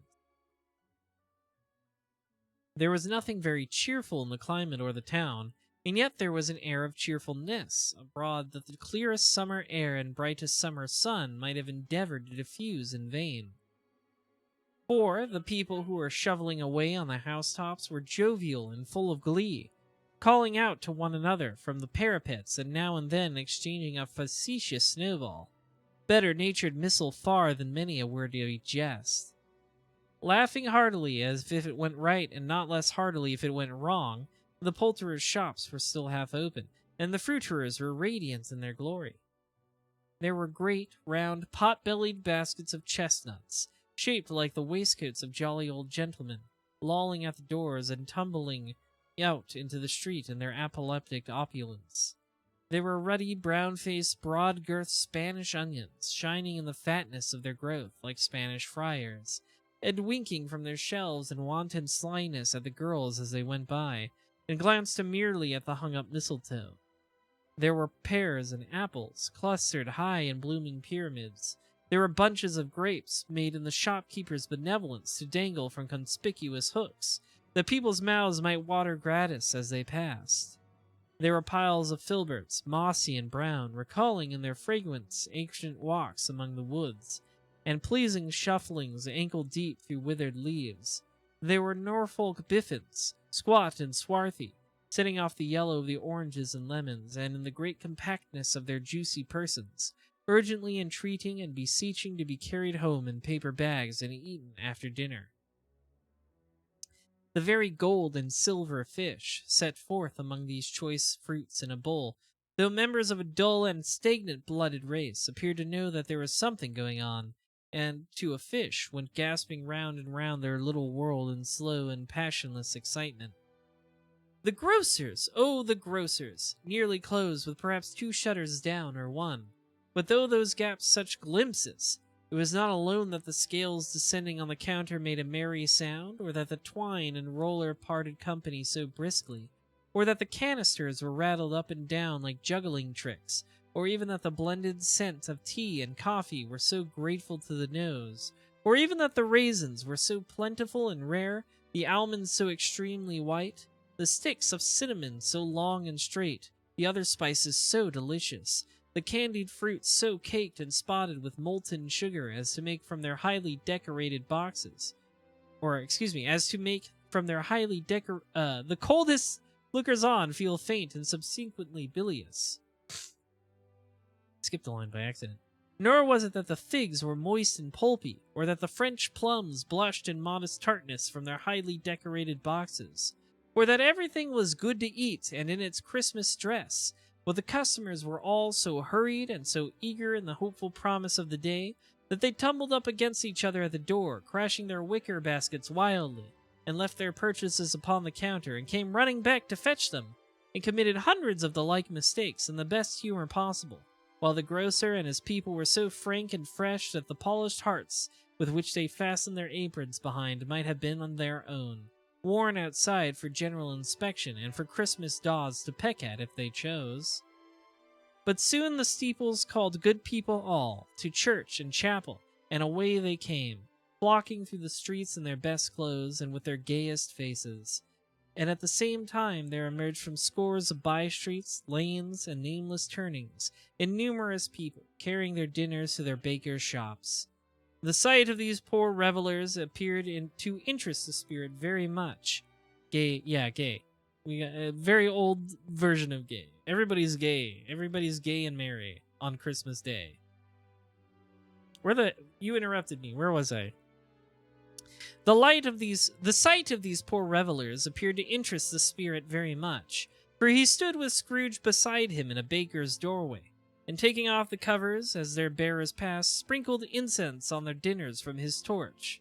And it was a very uncommon kind of torch, for once or twice, when there were angry words between some dinner carriers who had jostled each other, he shed a few drops of water on them from it, and their good humor was restored directly. For they said it was a shame to quarrel upon Christmas Day, and so it was, God love it, so it was.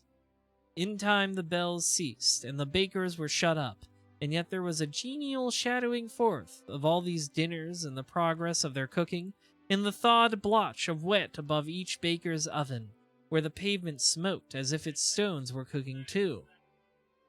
"Is there a peculiar flavor in what you sprinkle from your torch?" said Scrooge. "There is, my own." Would it apply to any kind of dinner on this day? Asked Scrooge. To any kindly given. To a poor one most. Why to a poor one most? Asked Scrooge. Because it needs it most. Spirit, said Scrooge after a moment's thought, I wonder you, of all the beings in the many worlds about us, should desire to cramp these people's opportunities of innocent enjoyment. Aye, cried the spirit. You would deprive them of their means of dining every seventh day, often the only day on which they can be said to dine at all, said Scrooge. Wouldn't you? Aye, cried the spirit. You seek to close these places on the seventh day, said Scrooge, and it comes to the same thing. I seek, exclaimed the spirit. Forgive me if I am wrong. It has been done in your name, or at least in that of your family, said Scrooge. There are some upon this earth of yours, returned the spirit, who lay claim to know us, and who do their deeds of passion, pride, ill will, hatred, envy, bigotry, and selfishness in our name, who are as strange to us and all our kith and kin as if they had never lived. Remember that, and charge their doings on themselves, not us.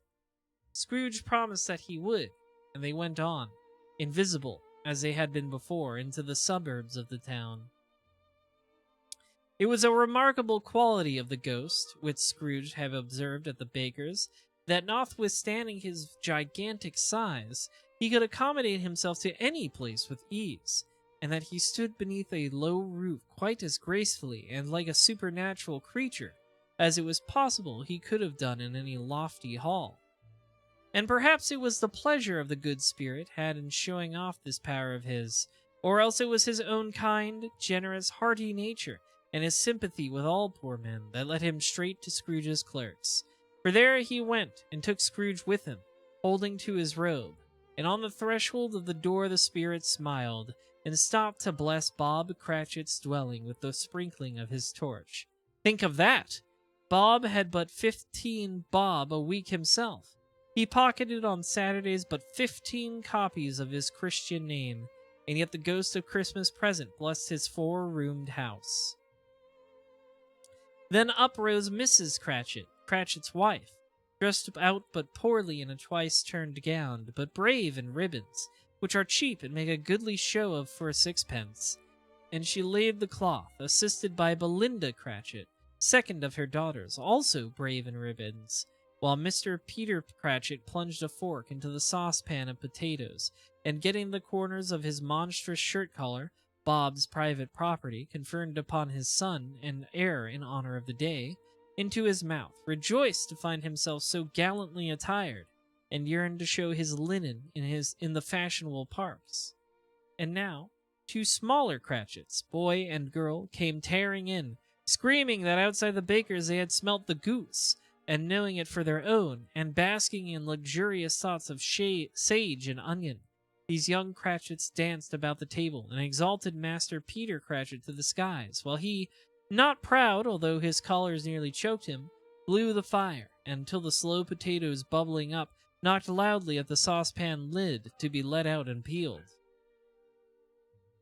"What has ever got your precious father, then?" said Mrs. Cratchit, "and your brother, Tiny Tim? And Martha wasn't as late last Christmas Day by half an hour?" "Here's Martha, mother," said a girl, appearing as she spoke. "Here's Martha, mother," cried 2 young Cratchits. "Hurrah! There's such a goose, Martha!" "Why, bless your heart alive, my dear, how late you are," said Mrs. Cratchit, kissing her a dozen times and taking off her shawl and bonnet for her with officious zeal. "We'd a deal of work to finish up last night," replied the girl, "and had to clear away this morning, mother." "Well, never mind so long as you are come," said Mrs. Cratchit. "Sit ye down before the fire, my dear, and have a warm, Lord bless ye." "No, no, there's father coming," cried the 2 young Cratchits, who were everywhere at once. "Hide, Martha, hide!" So Martha hid herself, and in came little Bob, the father, with at least 3 feet of comforter exclusive of the fringe hanging down before him, and his threadbare clothes darned up and brushed to look seasonable, and Tiny Tim upon his shoulder. Alas for Tiny Tim, he bore a little crutch, and had his limbs supported by an iron frame. "Why, where's our Martha?" cried Bob Cratchit, looking round. "Not coming," said Mrs. Cratchit. "Not coming," said Bob, with a sudden declension in his high spirits, for he had been Tim's blood horse all the way from church, and had come home rampant.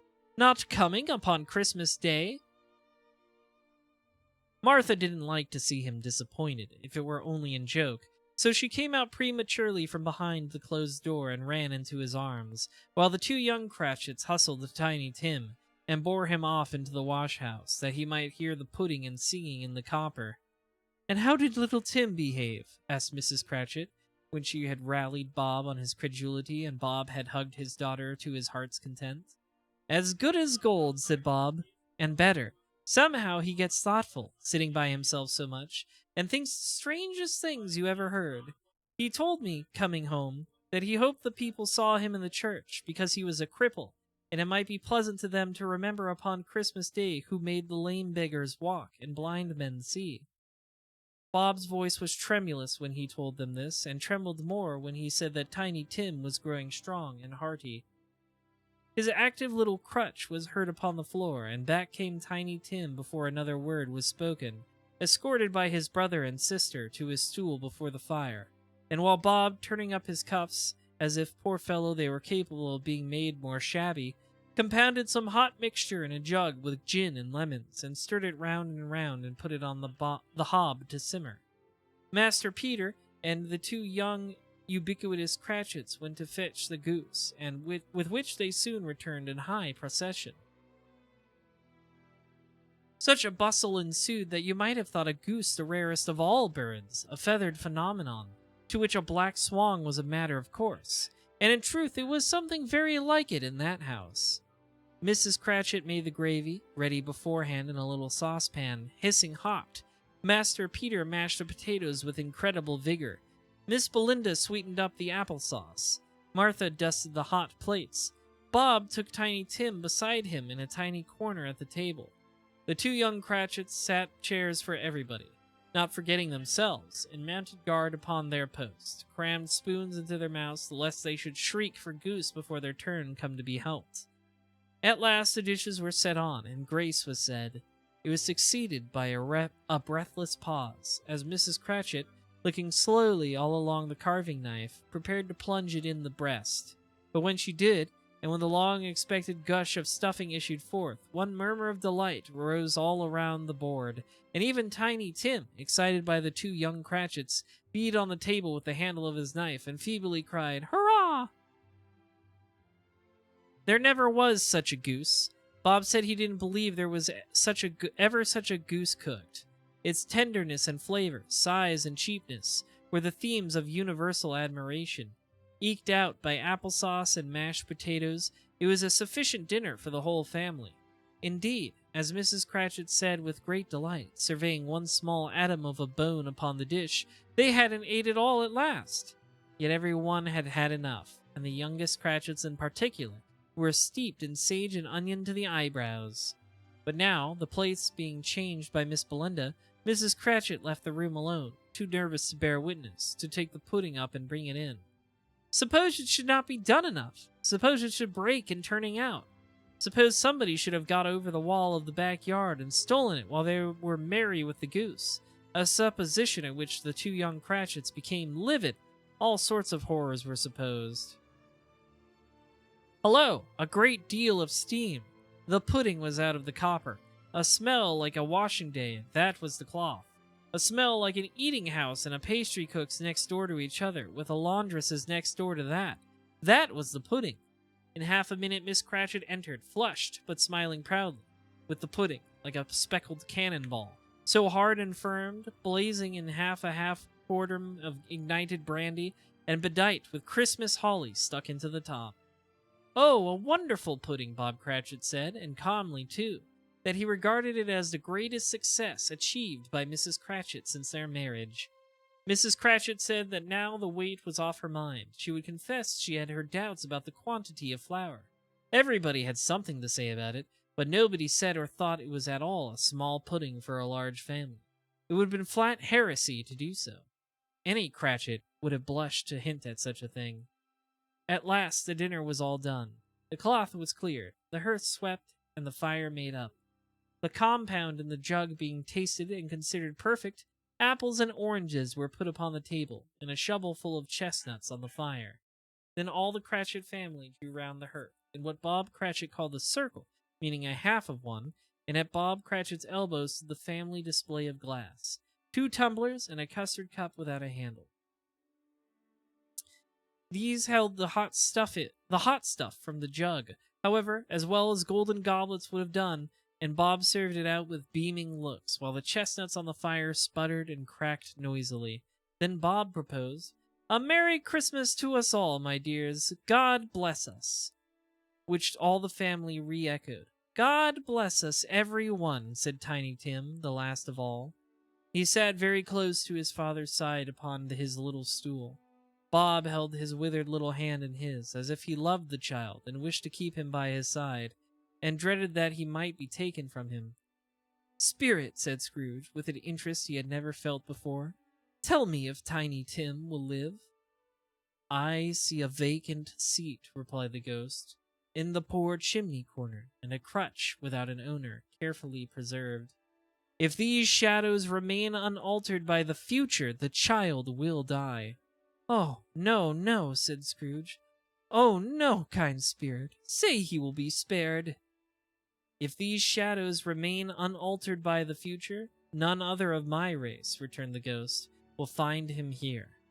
What then? If he be like to die, he had better do it, and decrease the surplus population." Scrooge hung his head to hear his own words quoted by the spirit, and was overcome with penitence and grief.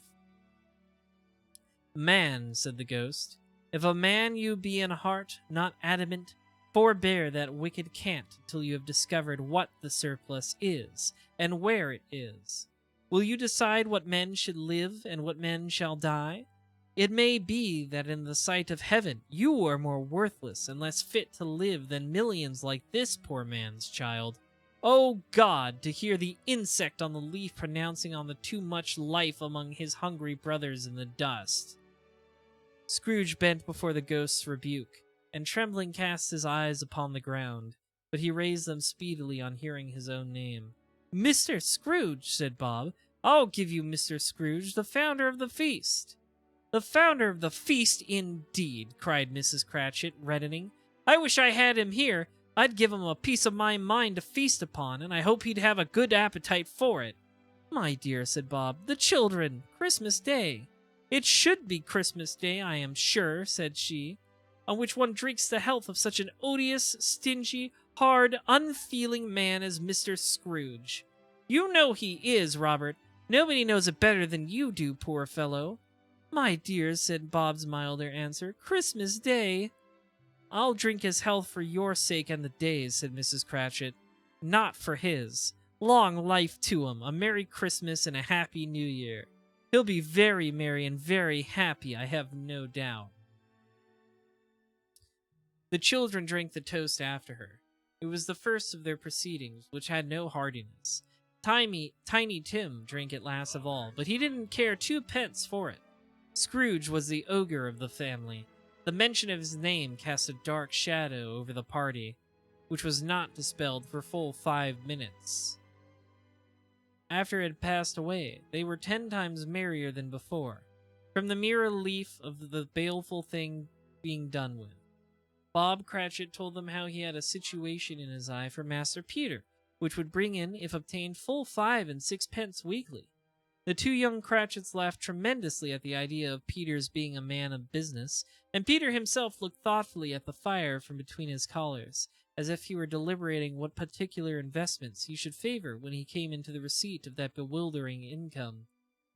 Martha, who was a poor apprentice at a milliner's, then told them what kind of work she had to do, and how many hours she worked at a stretch, and how she meant to lie abed tomorrow morning for a good long rest, tomorrow being a holiday she passed at home. Also how she had been a countess and a lord some days before, and how the lord was much about as tall as Peter, at which Peter pulled up his collar so high that you couldn't have seen his head if you had been there. All this time the chestnuts and the jug went round and by they had a song about a lost child traveling in the snow from Tiny Tim, who had a plaintive little voice and sang it very well indeed. There was nothing of high mark in this. They were not a handsome family. They were not well dressed. Their shoes were far from being waterproof. Their clothes were scanty, and Peter might have known, and very likely did, the inside of a pawnbroker's. But they were happy, grateful, pleased with one another, and contented with the time. And when they faded, and looked happier yet in the bright sprinklings of the spirit's torch at parting, Scrooge had his eye upon them, and especially on Tiny Tim, until the last.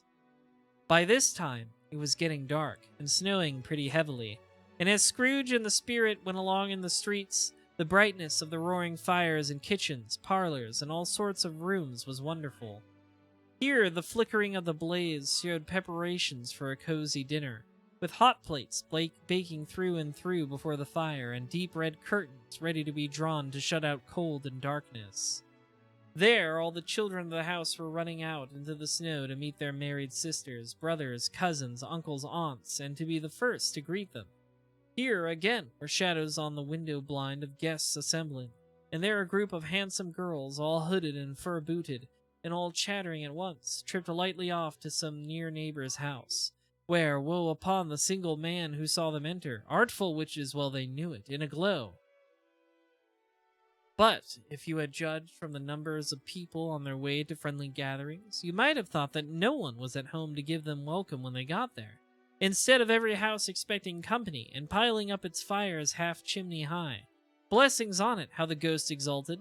How it bared its breadth of breast, and opened its capacious palm, and floated on, outpouring, with a generous hand, its bright and harmless mirth on everything within its reach. The very lamplighter, who ran on before, dotting the dusky streets with specks of light, and who was dressed to spend the evening somewhere, laughed out loudly as the spirit passed, though little kenned the lamplighter that he had any company but Christmas. And now, without a word of warning from the ghost, they stood upon a bleak and desert moor, where monstrous masses of rude stone were cast about, as though it were the burial place of giants, and water spread itself whatsoever it listed, or would have done so, but for the frost that held it prisoner, and nothing grew but moss and furze, and coarse, rank grass. Down in the west the setting sun had left a streak of fiery red, which glared upon the desolation for an instant like a sullen eye, and frowning lower, lower, lower yet, was lost in the thick gloom of darkest night. "What place is this?" asked Scrooge. "A place where miners live, who labor in the bowels of the earth," returned the spirit. "But they know me. See!" A light shone from the window of a hut, and swiftly they advanced towards it. Passing through the wall of mud and stone, they found a cheerful company assembled around a glowing fire. An old, old man and woman, with their children and their children's children, and another generation beyond that, all decked out gaily in their holiday attire. The old man, in a voice that seldom rose above the howling of the wind upon the barren waste, was singing them a Christmas song. It had been a very old song when he was a boy, and from time to time they all joined in the chorus.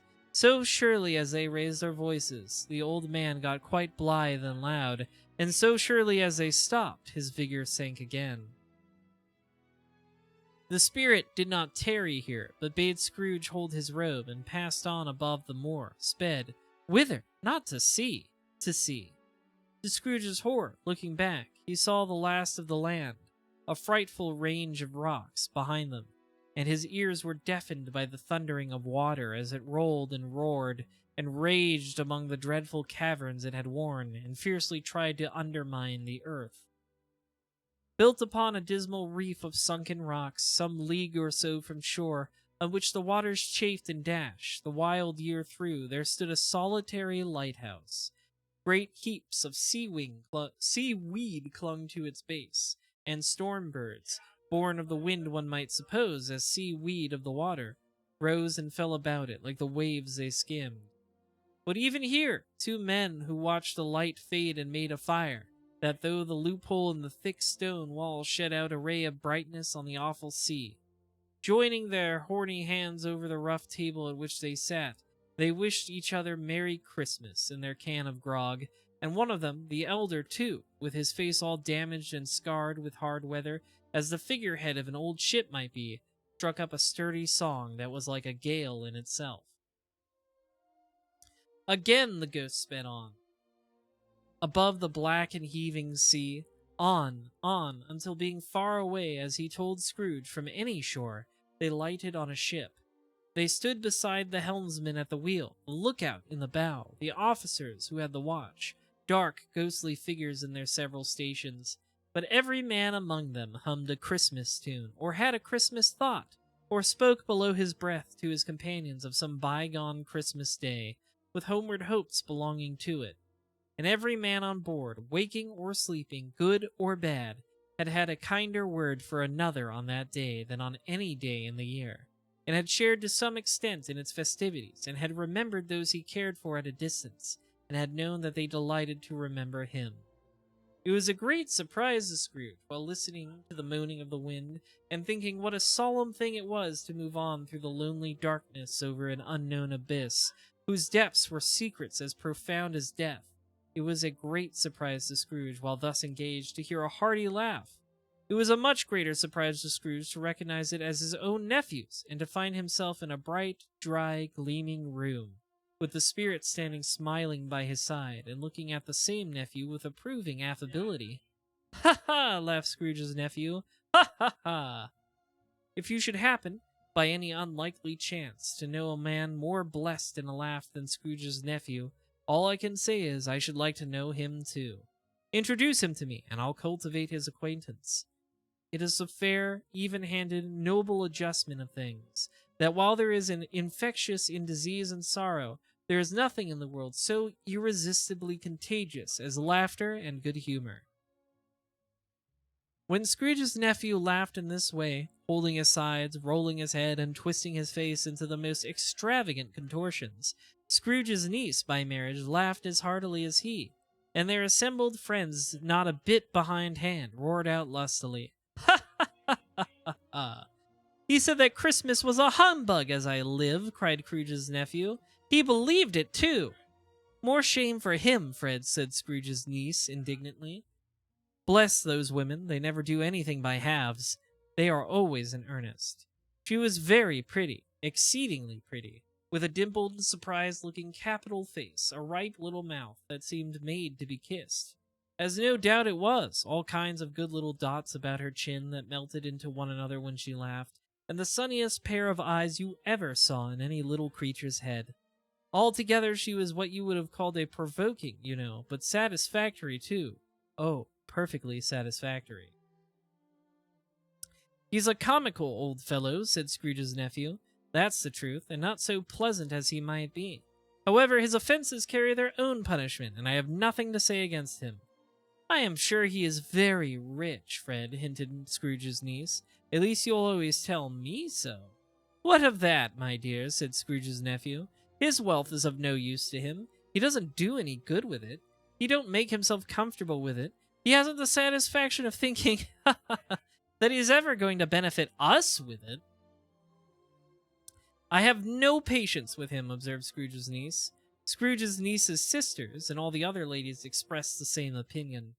"Oh, I have," said Scrooge's nephew. "I am sorry for him. I couldn't be angry with him if I tried.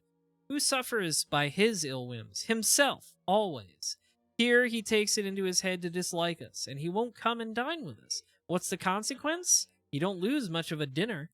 "Indeed, I think he loses a very good dinner," interrupted Scrooge's niece. Everybody else said the same, and they must be allowed to have been competent judges, because they had just had dinner, and, with the dessert upon the table, were clustered round by the fire by lamplight.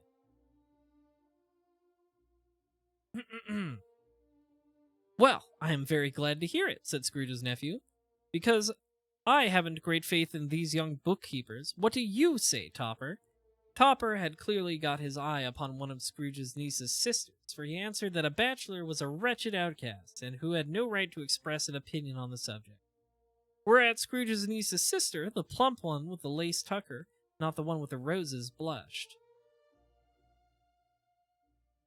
"Do go on, Fred," said Scrooge's niece, clapping her hands. "He never finishes what he begins to say. He is such a ridiculous fellow." Scrooge's nephew revelled in another laugh, and as it was impossible to keep the infection off, though the plump sister tried hard to do with aromatic vinegar, his example was unanimously followed.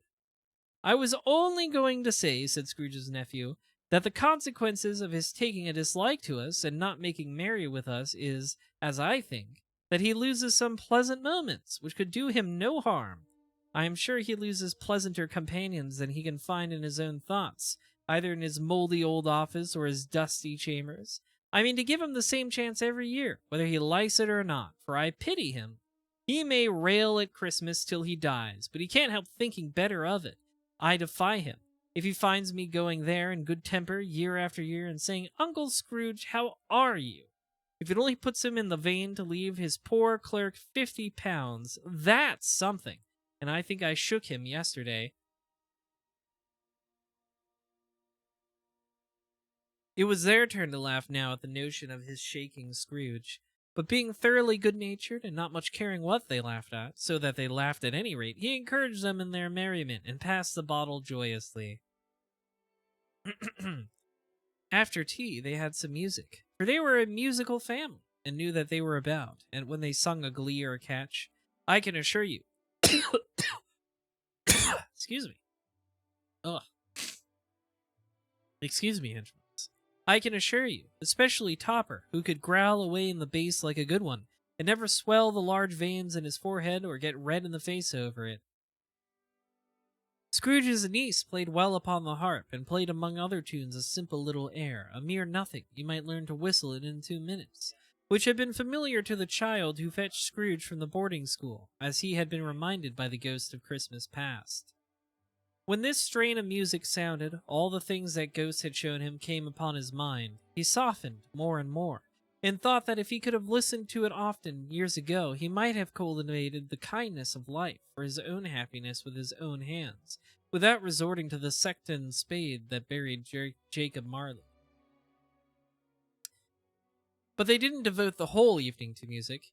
After a while, they played at forfeits, for it is good to be children sometimes, and never better than at Christmas, when its mighty founder was a child himself. Stop! There was first a game at blind man's buff. Of course there was, and I no more believe Topper was really blind than I believe he had eyes in his boots.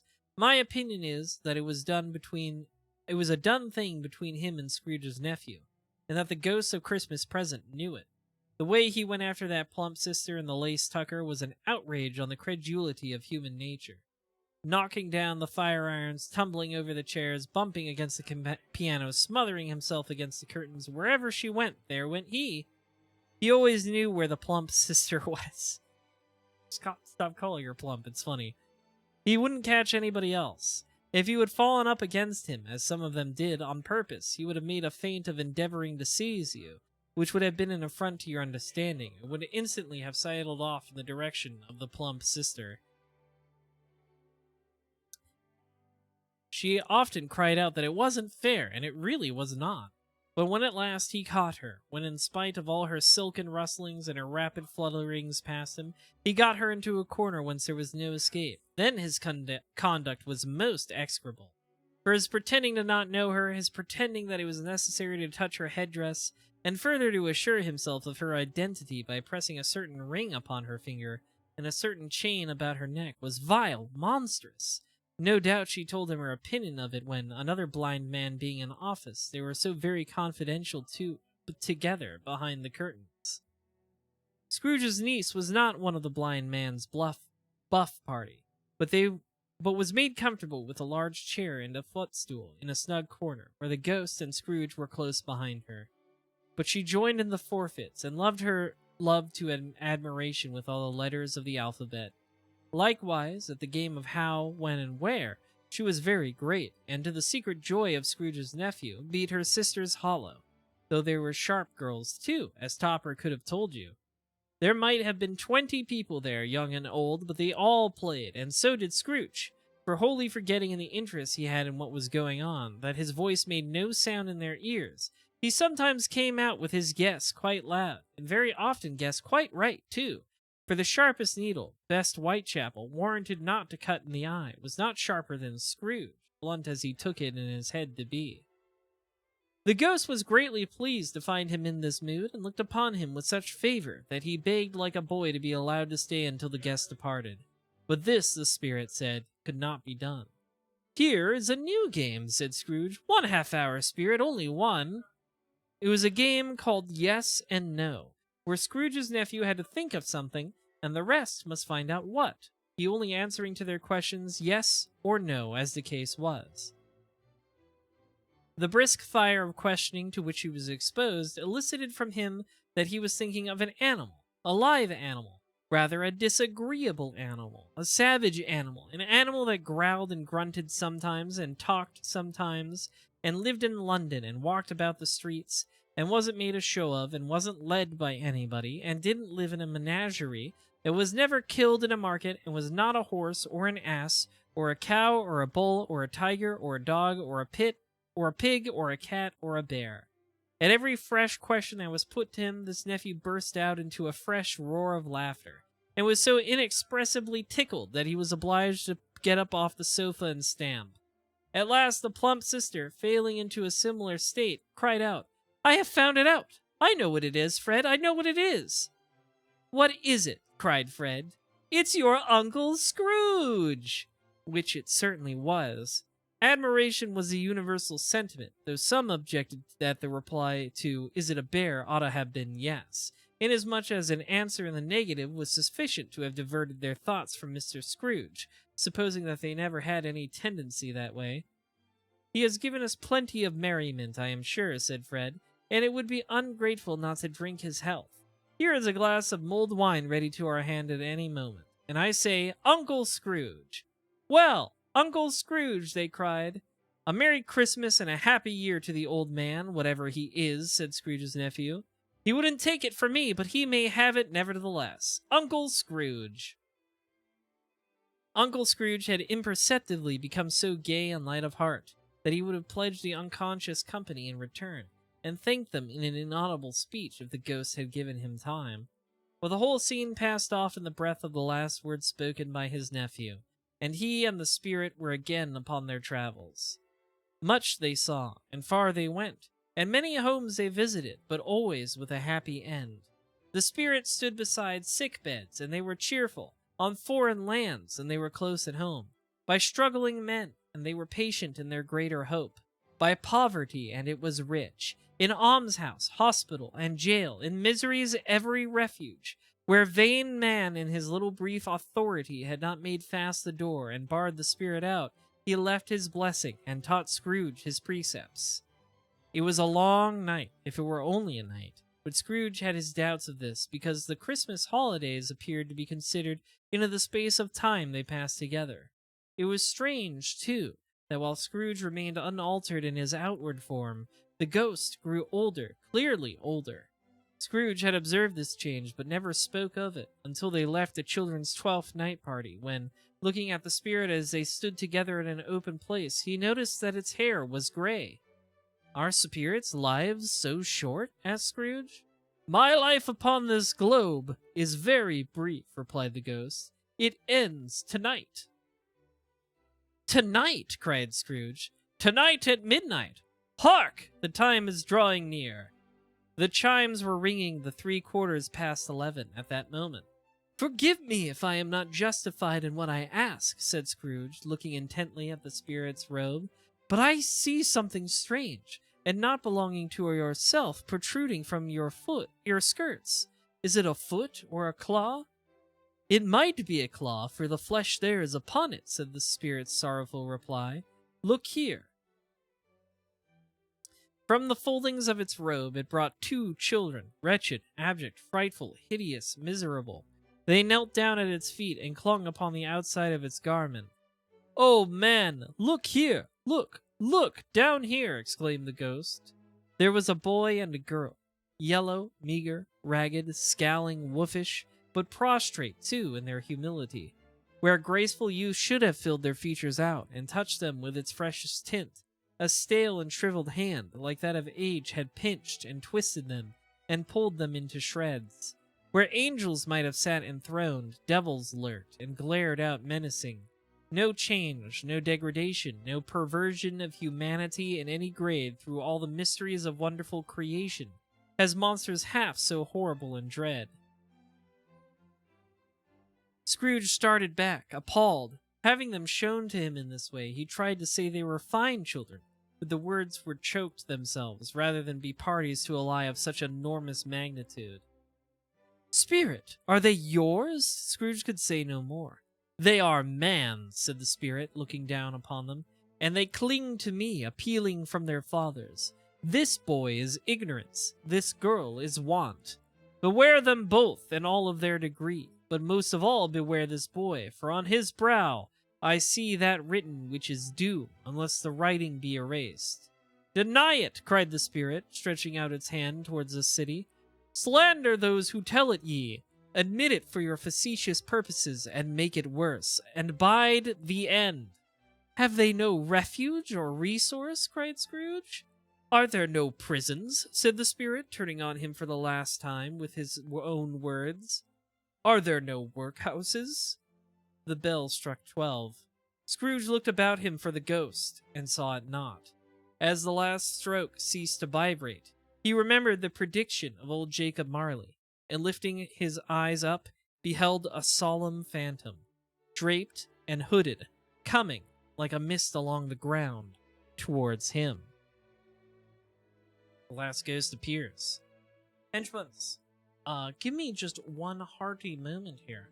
I'm going to go fix myself another cup of tea to fix up my own cup of throat, and I shall be right back to you, upon which we shall finish this tale. So please wait warmly. I'll be right back.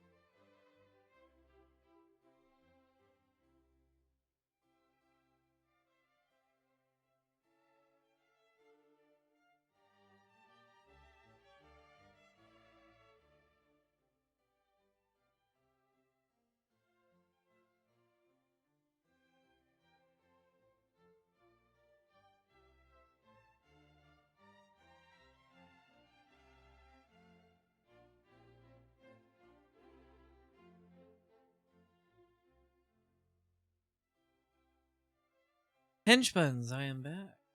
Thank you very much for waiting patiently. I've got some refreshed tea.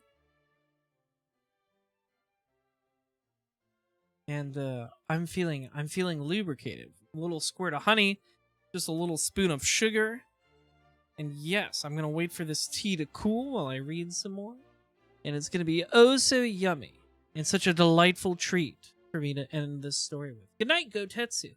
Thank you for watching. I guess in your case, you could pretend the story just ends there at the second ghost and nothing scary happens after that. As for the rest of you, I hope you're locked in for the remainder of this story. I'm excited. I have been having a lot of fun reading it. I like doing these reading streams. This is my second one, but it's been fun. I'd like to do more things like this. I'm glad you're enjoying it. I'm gonna blow on my tea real quick here.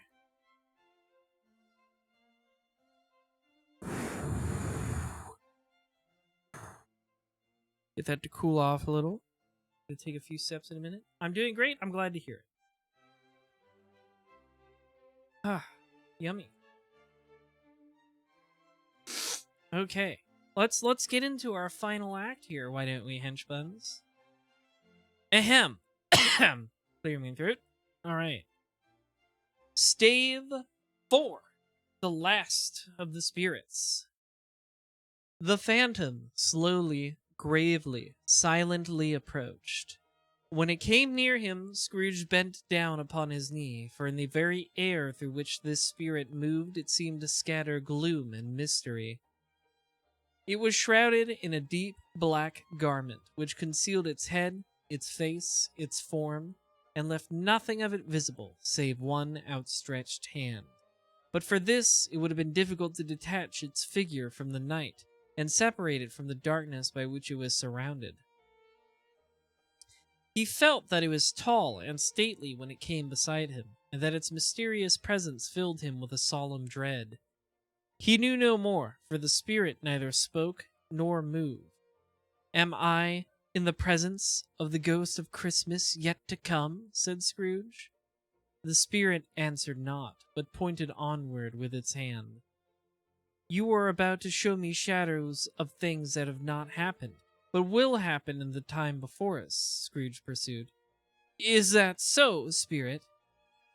The upper portion of the garment was contracted for an instant in its folds, as if the spirit had inclined its head. That was the only answer he received. Although well used to ghostly company by this time, Scrooge feared the silent shape so much that his legs trembled beneath him, and he found that he could hardly stand when he prepared to follow it. The spirit paused a moment as observing his condition and giving him time to recover. But Scrooge was all the worse for this. It thrilled him with a vague, uncertain horror to know that behind the dusky shroud there were ghostly eyes intently fixed upon him, while he, though he stretched his own to the utmost, could see nothing but a spectral hand and one great heap of black. "Ghost of the future!" he exclaimed. "I fear you more than any specter I have seen. But as I know your purpose is to do me good, and as I hope to live to be another man from what I was, I am prepared to bear you company, and to do it with thankful heart. Will you not speak to me?" It gave him no reply. The hand was pointed straight before them. "Lead on," said Scrooge. "Lead on. The night is waning fast, and it is precious time to me, I know. Lead on, spirit." The phantom moved away as it had come towards him. Scrooge followed in the shadow of its dress, which bore him up, he thought, and carried him along. They scarcely seemed to enter the city, for the city rather seemed to spring up about them, and encompass them of its own act. But there they were, in the heart of it, on 'change amongst the merchants, who hurried up and down, and chinked the money in their pockets, and conversed in groups, and looked at their watches, and trifled thoughtfully with their great gold seals, and so forth, as Scrooge had seen them often. The spirit stopped beside one little knot of men.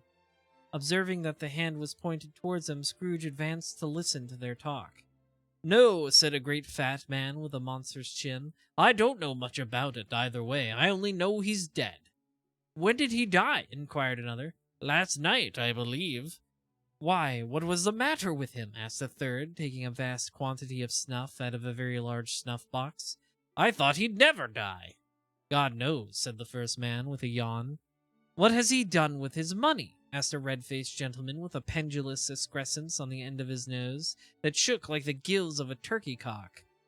I haven't heard, said the man with the large chin, yawning again. Left it to his company, perhaps. He hasn't left it to me. That's all I know. This pleasantry was received with a general laugh. It's likely to be a very cheap funeral, said the same speaker, for upon my life I don't know of anybody to go to it. Suppose we make up a party and volunteer? I don't mind going if lunch is provided, observed the gentleman with the excrescence on his nose, but I must be fed if I make one. Another laugh. Well, I am the most disinterested among you, after all, said the first speaker, for I never wear black gloves and I never eat lunch. But I'll offer to go, if anybody else will.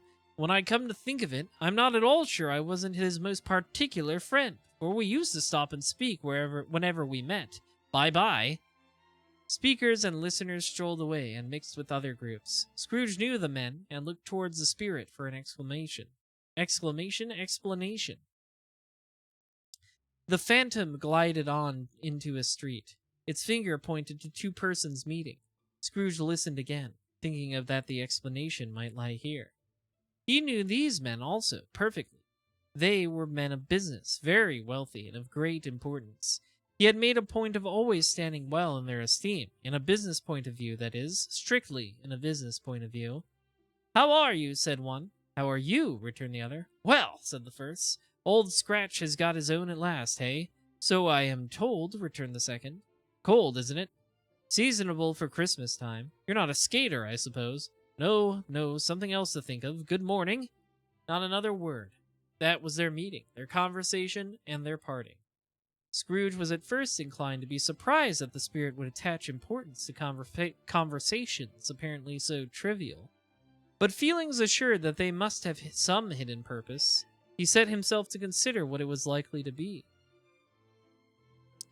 They could scarcely be supposed to have any bearing on the death of Jacob, his old partner, for what was past, and this ghost's province was the future. Nor could he think of any one immediately connected with himself, to whom he could apply them. But nothing doubting that to whomsoever they applied they had some latent moral for his own improvement, he resolved to treasure up every word he heard, and everything he saw, and especially to observe the shadow of himself when it appeared, for he had an expectation that the conduct of his future self would give him the clue he missed, and would render the solution of these riddles easy. He looked about in that very place for his own image, but another man stood in his accustomed corner, and though the clock pointed to his usual time of day for being there, he saw no likeness of himself among the multitudes that poured in through the porch. It gave him little surprise, however, for he had been resolving in his mind a change of life, and thought and hoped he saw his new-born resolutions carried out in this. Quiet and dark, beside him stood the phantom, with its outstretched hand. When he roused himself from his thoughtful quest, he fancied from the turn of the hand, and its situations in reference to himself, that the unseen eyes were looking at him keenly. It made him shudder and feel very cold. They left the busy scene, and went into an obscure part of the town, where Scrooge had never penetrated before, although he recognized its situation and its bad repute. The ways were foul and narrow, the shops and houses wretched, the people half naked, drunken, slipshod, ugly.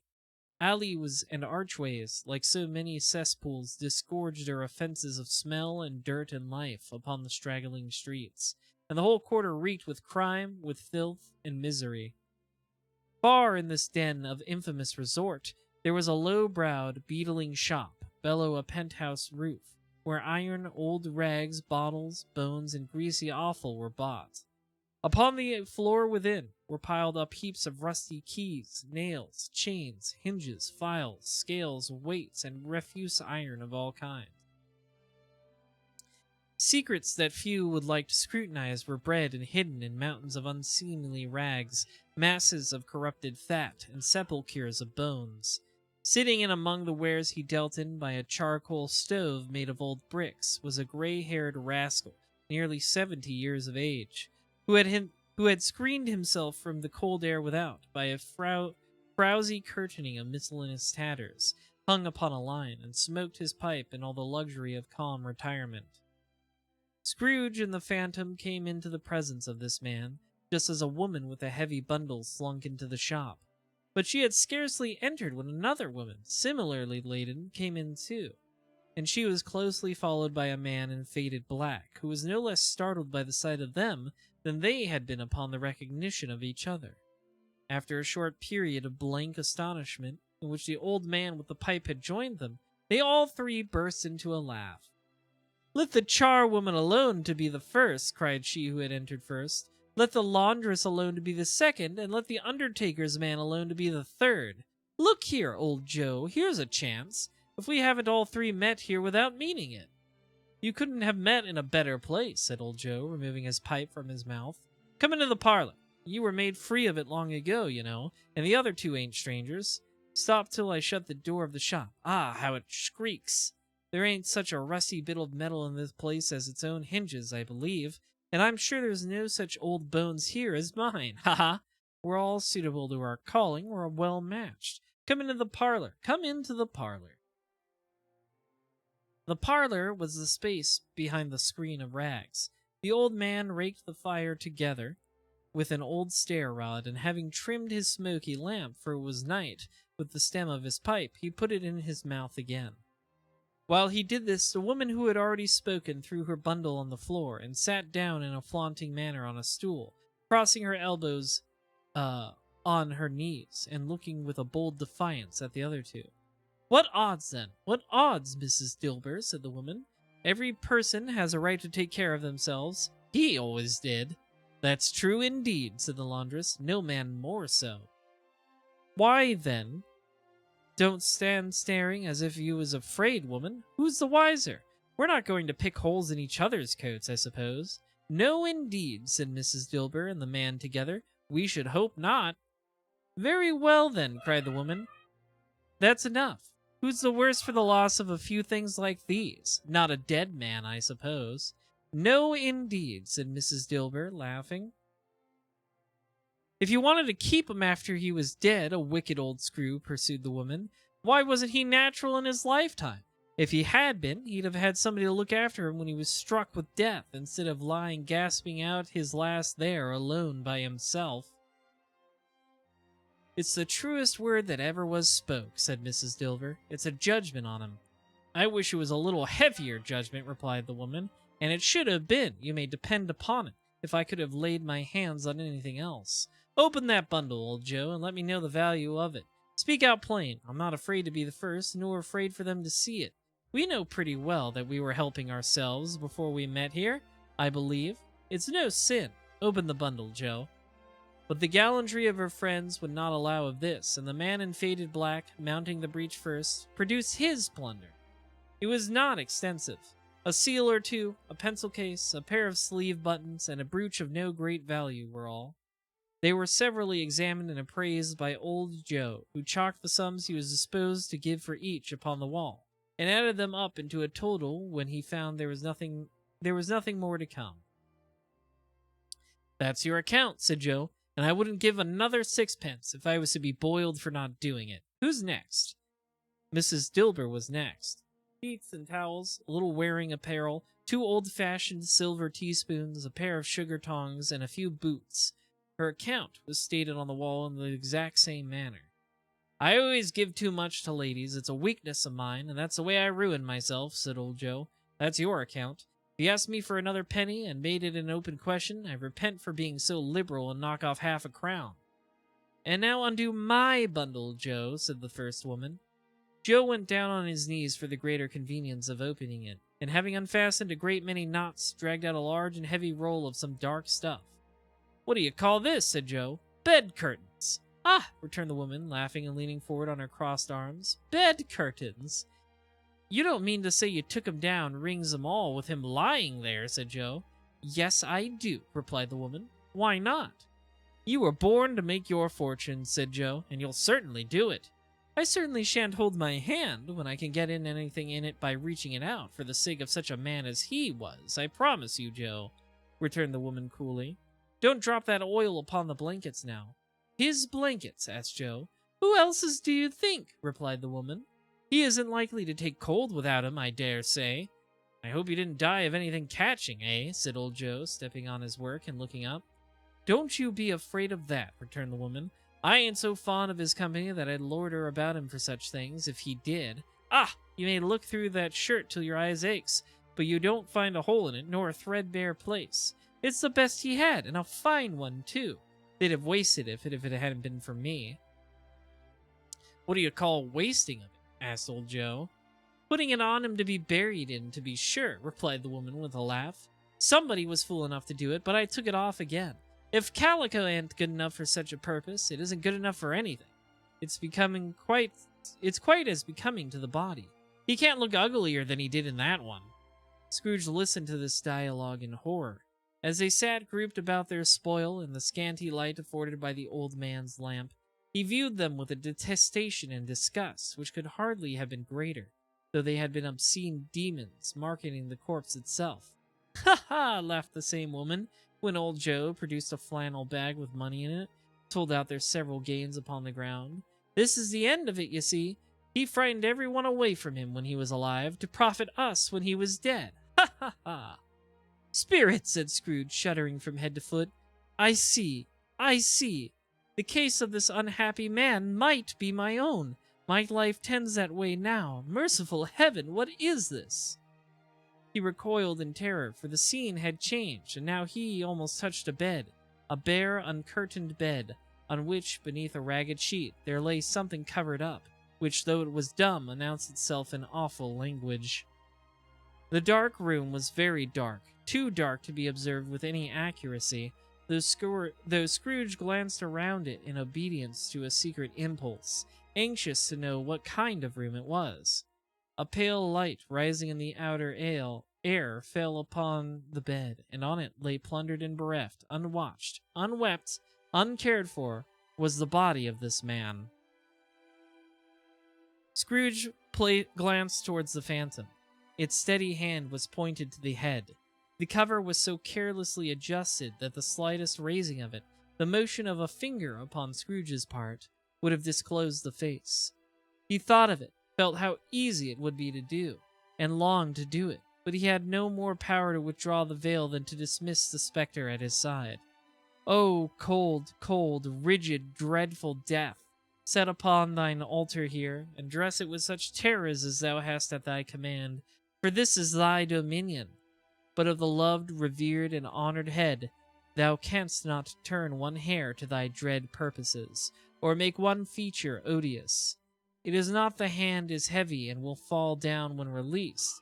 It is not that the heart and pulse are still, but that the hand was open, generous, and true, the heart brave, warm, and tender, and the pulse a man's. Strike, Shadow, strike! And see his good deeds springing from the wound, sow the world with life immortal. No voice pronounced those words in Scrooge's ears, and yet he heard them when he looked upon the bed. He thought, if this man could be raised up now, what would be his foremost thoughts? Avarice, hard dealing, griping cares? They had been brought to him a rich end, truly. He lay in the dark, empty house, with not a man, a woman, or a child, to say that he was kind to me in this or that, and for the memory of one kind word I will be kind to him. A cat was staring at the door, and there was a sound of gnawing rats beneath the hearthstone. What they wanted in the room of death, and why they were so restless and disturbed, Scrooge did not dare to think. "Spirit," he said, "this is a fearful place. In leaving it I shall not leave its lesson. Trust me, let us go." Still the ghost pointed with an unmoved finger to the head.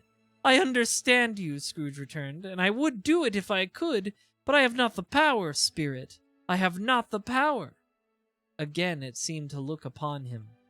"If there is any person in this town who feels emotion caused by this man's death," said Scrooge, quite agonized, "show that person to me, Spirit, I beseech you." The phantom spread its dark robe before him for a moment, like a wing, and withdrawing it revealed a room by daylight where a mother and her children were. She was expecting someone, and with anxious eagerness, for she walked up and down the room, started at every sound, looked out from the window, glanced at the clock, tried, but in vain, to work with her needle, and could hardly bear the voices of the children in their play.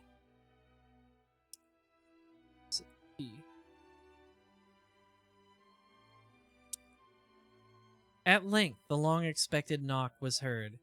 She hurried to the door and met her husband, a man whose face was careworn and depressed, though he was young.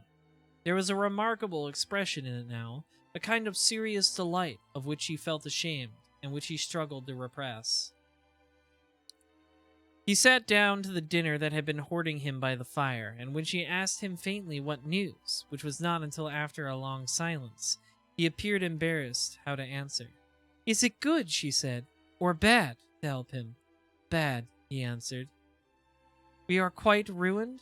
"No, there is hope yet, Caroline." "If he relents," she said, amazed.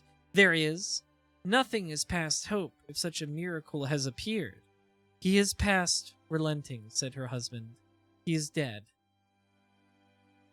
She was a mild and patient creature if her face spoke the truth, but she was thankful in her soul to hear it, and she said so with clasped hands. She prayed forgiveness for the next moment, and was sorry, but the first was the emotion of her heart. "What the half-drunken woman whom I told you of last night said to me when I tried to see him and obtain a week's delay, and what I thought was a mere excuse to avoid me, turns out to have been proven quite true. He was not only very ill, but dying then. To whom will our debt be transferred? I don't know. But before that time we shall be ready with the money, and even though we are not, it would be a bad fortune indeed to find so merciless a creditor in his successor. We may sleep tonight with light hearts, Caroline." Yes, soften it as they would, their hearts were lighter. The children's faces, hushed and clustered around to hear what they so little understood, were brighter, and it was a happier house for this man's death. The only emotion that the ghost could show him, caused by the event, was one of pleasure.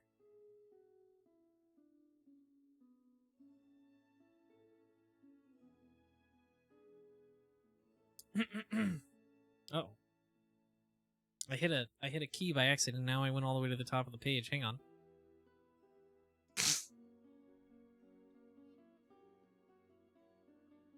Where am I? Here we go, I found it. "Let me see some tenderness connected with the death," said Scrooge, "or that dark chamber spirit which we left just now will be forever present to me." The ghost conducted him through several streets familiar to his feet, and as they went along, Scrooge looked here and there to find himself, but nowhere was he to be seen. He entered poor Bob Cratchit's house, the dwelling he had visited before, and found the mother and the children seated round the fire. Quiet, very quiet. The noisy little Cratchits were still as statues in one corner, and sat looking up at Peter, who had a book before him. The mother and her daughters were engaged in sewing, but surely they were very quiet. And he took a child and set him in the midst of them. Where had Scrooge heard those words? He had not dreamed them. The boy must have read them out as he and the spirit crossed the threshold. Why did he not go on? The mother laid her work upon the table and put her hands up to her face. "The color hurts my eyes," she said. "The color! Ah, poor Tiny Tim!" "They're better now again," said Cratchit's wife. "It makes them weak by candlelight, and I wouldn't show weak eyes to your father when he comes home, for the world. It must be near his time."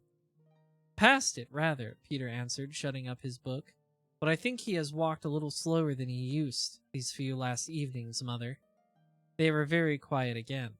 At last she said, and in a steady, cheerful voice that only faltered once, I have known him walk with Tiny Tim upon his shoulder very fast indeed." "And so have I," cried Peter, "often." "And so have I," exclaimed another. So had all. "But he was very light to carry," she resumed, intent upon her work. "And his father loved him so that it was no trouble, no trouble. And there is your father at the door."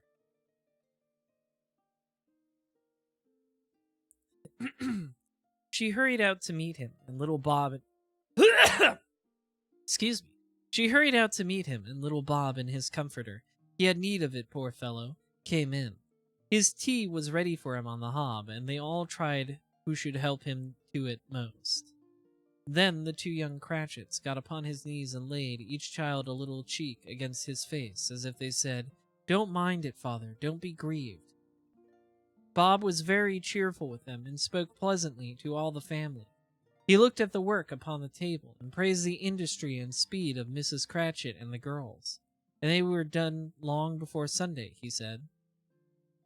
"Sunday! You went today, then, Robert," said his wife. "Yes, my dear," returned Bob. "I wish you could have gone. It would have done you good to see how green a place it is. But you'll see it often. I promised him that I would walk there on a Sunday." "My little child," cried Bob. "My little child." He broke down all at once. He couldn't help it. If he could have helped it, he and his child would have been farther apart, perhaps, than they were. He left the room, and went upstairs into the room above, which was lighted cheerfully and hung with Christmas.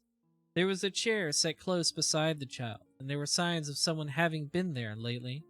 Poor Bob sat down in it, and when he had a little thought and composed himself, he kissed the little face. He was reconciled to what had happened, and went down again quite happy. They drew about the fire and talked, the girls and mother working still. Bob told them of the extraordinary kindness of Mr. Scrooge's nephew, whom he had scarcely seen but once, and who, meeting him in the street that day, and seeing that he looked just a little down, said Bob, inquired what had happened to distress him. On which, said Bob, for he is the pleasant-spoken gentleman you have ever heard, I told him, I am heartily sorry for it, Mr. Cratchit, he said, and heartily sorry for your good wife. By the by, how he ever knew that, I don't know. Knew what, my dear? Why, that you were a good wife, replied Bob. Everybody knows that, said Peter. Very well observed, my boy, cried Bob. I hope they do. Heartily sorry, he said, for your good wife. If I can be of service to you in any way, he said, giving me his card, that's where I live. Pray come to me. Now, it wasn't, cried Bob, for the sake of anything he might be able to do for us, so much as for his kind way, that this was quite delightful. It really seemed as if he had known our Tiny Tim and felt with us. I'm sure he's a good soul, said Mrs. Cratchit. You would be surer of it, my dear, returned Bob, if you saw and spoke to him. It shouldn't be so at all surprised. Mark what I say, if he got Peter a better situation. Only hear that, Peter, said Mrs. Cratchit. And then, cried one of the girls, Peter will be keeping company with someone and setting up for himself. Get along with you, retorted Peter, grinning. It's just as likely as not, said Bob. One of these days, though there's plenty of time for that, my dear. But however and whenever we part from one another, I'm sure we shall none of us forget poor Tiny Tim. Shall we, or this first parting that there was among us? Never, father, cried they all. And I know, said Bob, I know, my dears, that when we recollect how patient and how mild he was, although he was a little child, we shall not quarrel easily among ourselves, and forget poor Tiny Tim in doing it. No, never, father, they all cried again. I am very happy, said little Bob. I am very happy. Mrs. Cratchit kissed him. His daughters kissed him. The two young Cratchits kissed him, and Peter and himself shook hands. Spirit of Tiny Tim, thy childish essence was from God. Spectre, said Scrooge, something informs me that our parting moment is at hand. I know it, but I know not how. Tell me, what man that was whom we saw lying dead? The ghost of Christmas yet to come conveyed him, as before, though at a different time, he thought. Indeed, there seemed no order in these latter visions, save that they were in the future, into the resorts of business men, but showed him not himself. Indeed, the spirit did not stay for anything, but went straight on, as to the end just now desired, until besought by Scrooge to tarry for a moment. This court, said Scrooge, through which we hurry now, is where my place of occupation is, and has been for a length of time. I see the house. Let me behold what I shall be in days to come. The spirit stopped. The hand was pointed elsewhere. "The house is yonder," Scrooge exclaimed. "Why do you point away?" The inexorable finger underwent no change. Scrooge hastened to the window of his office and looked in. It was an office still, but not his. The furniture was not the same, and the figure in the chair was not himself. The phantom pointed as before. He joined it once again, and wondering why and whither he had gone, accompanied it until they had reached an iron gate. He paused to look round before entering. A churchyard. Here, then, the wretched man whose name he had now to learn lay underneath the ground. It was a worthy place, walled in by houses, overrun by grass and weeds, the growth of vegetation's death, not life, choked up with too much burying, fat with a repleted appetite, a worthy place.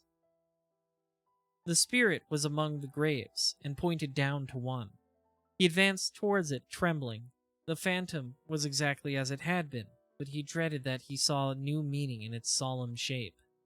"Before I draw nearer to that stone to which you point," said Scrooge, "answer me one question. Are these shadows of things that will be, or are they shadows of things that may be only?" Still the ghost pointed downward to the grave by which it stood. "Men's courses will foreshadow certain ends to which, if persevered in, they must lead," said Scrooge. "But if the courses be departed from, the ends will change. Say it is thus that with what you show me." The spirit was immovable as ever.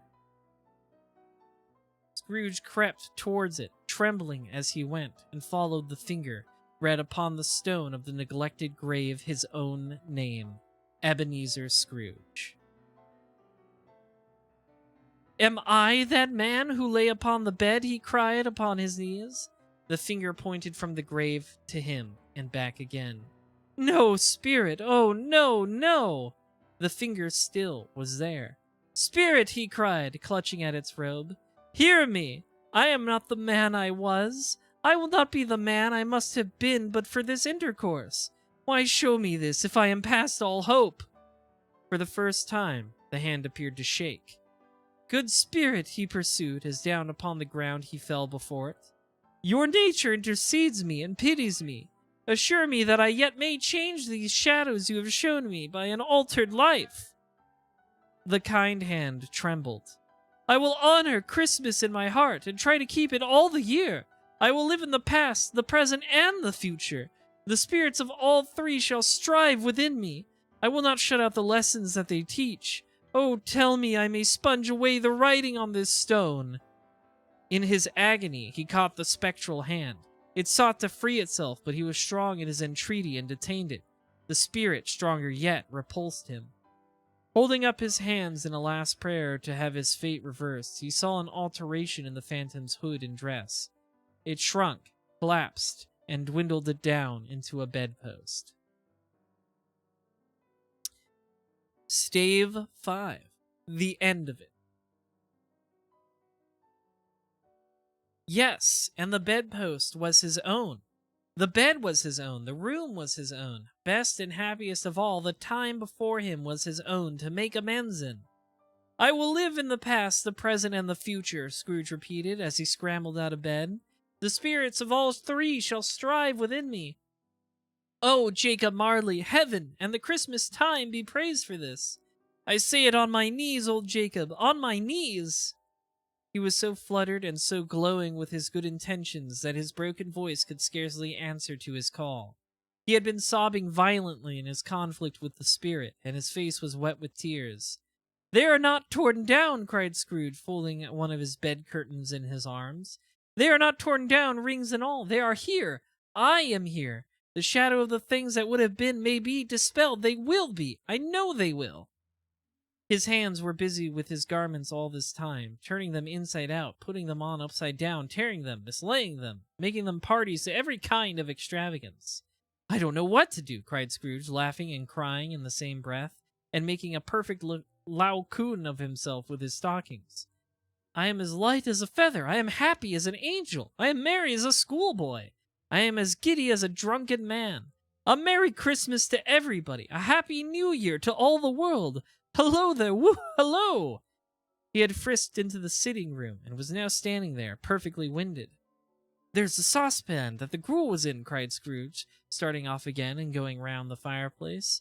There's the door by which the ghost of Jacob Marley entered.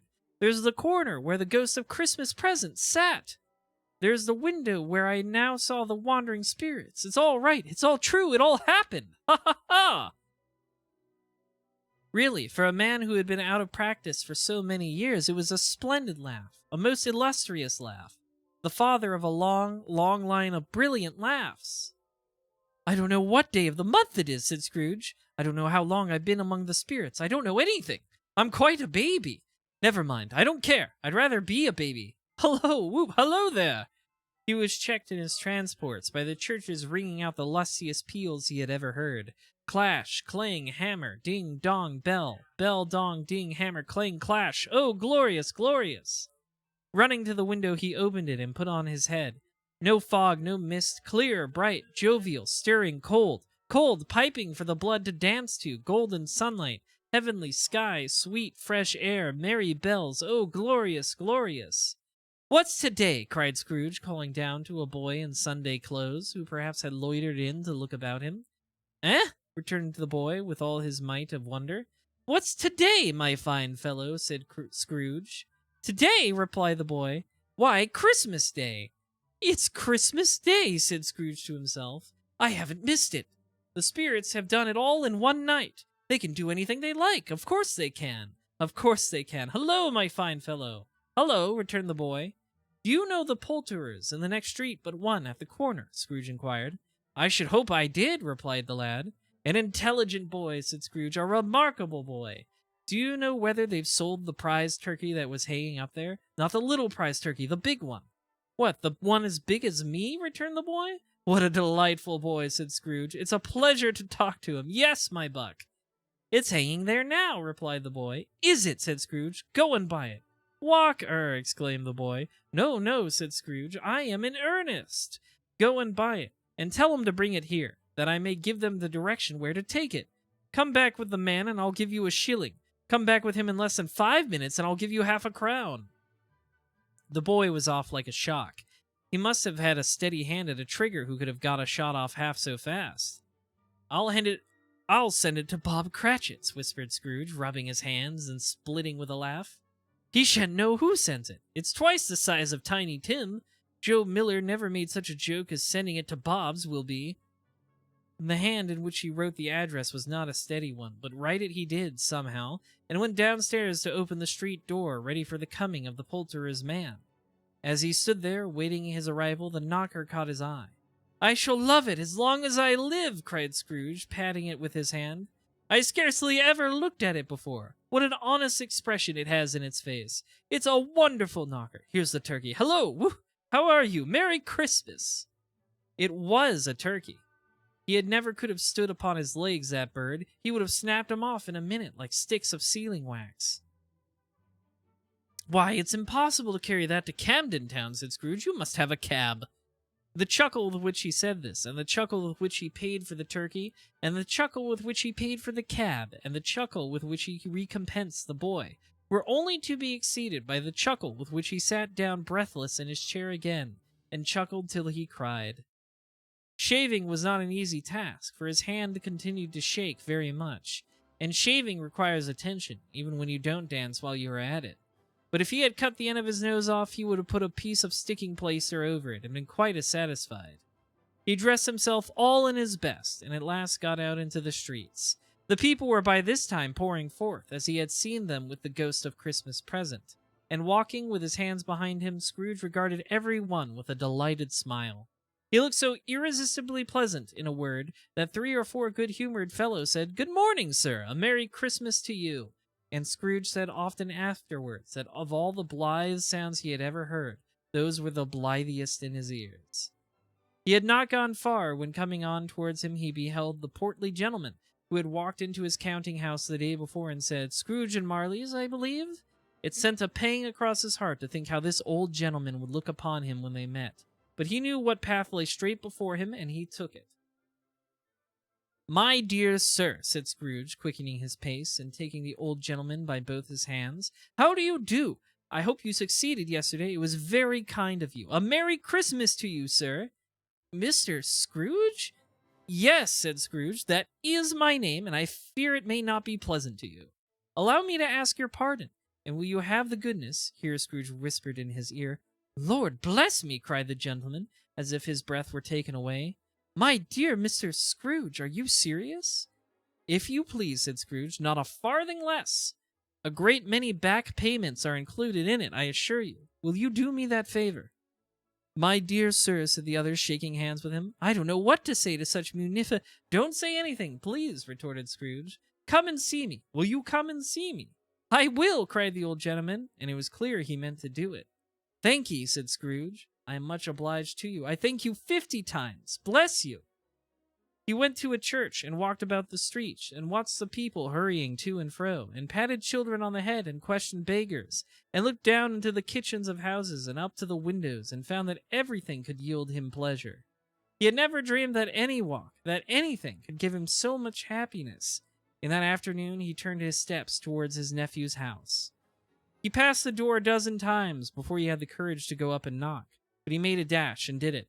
Is your master at home today, my dear? Said Scrooge to the girl. Nice girl, very. Yes, sir. Where is he, my love? Said Scrooge. He's in the dining room, sir, along with mistress. I'll show you upstairs, if you please.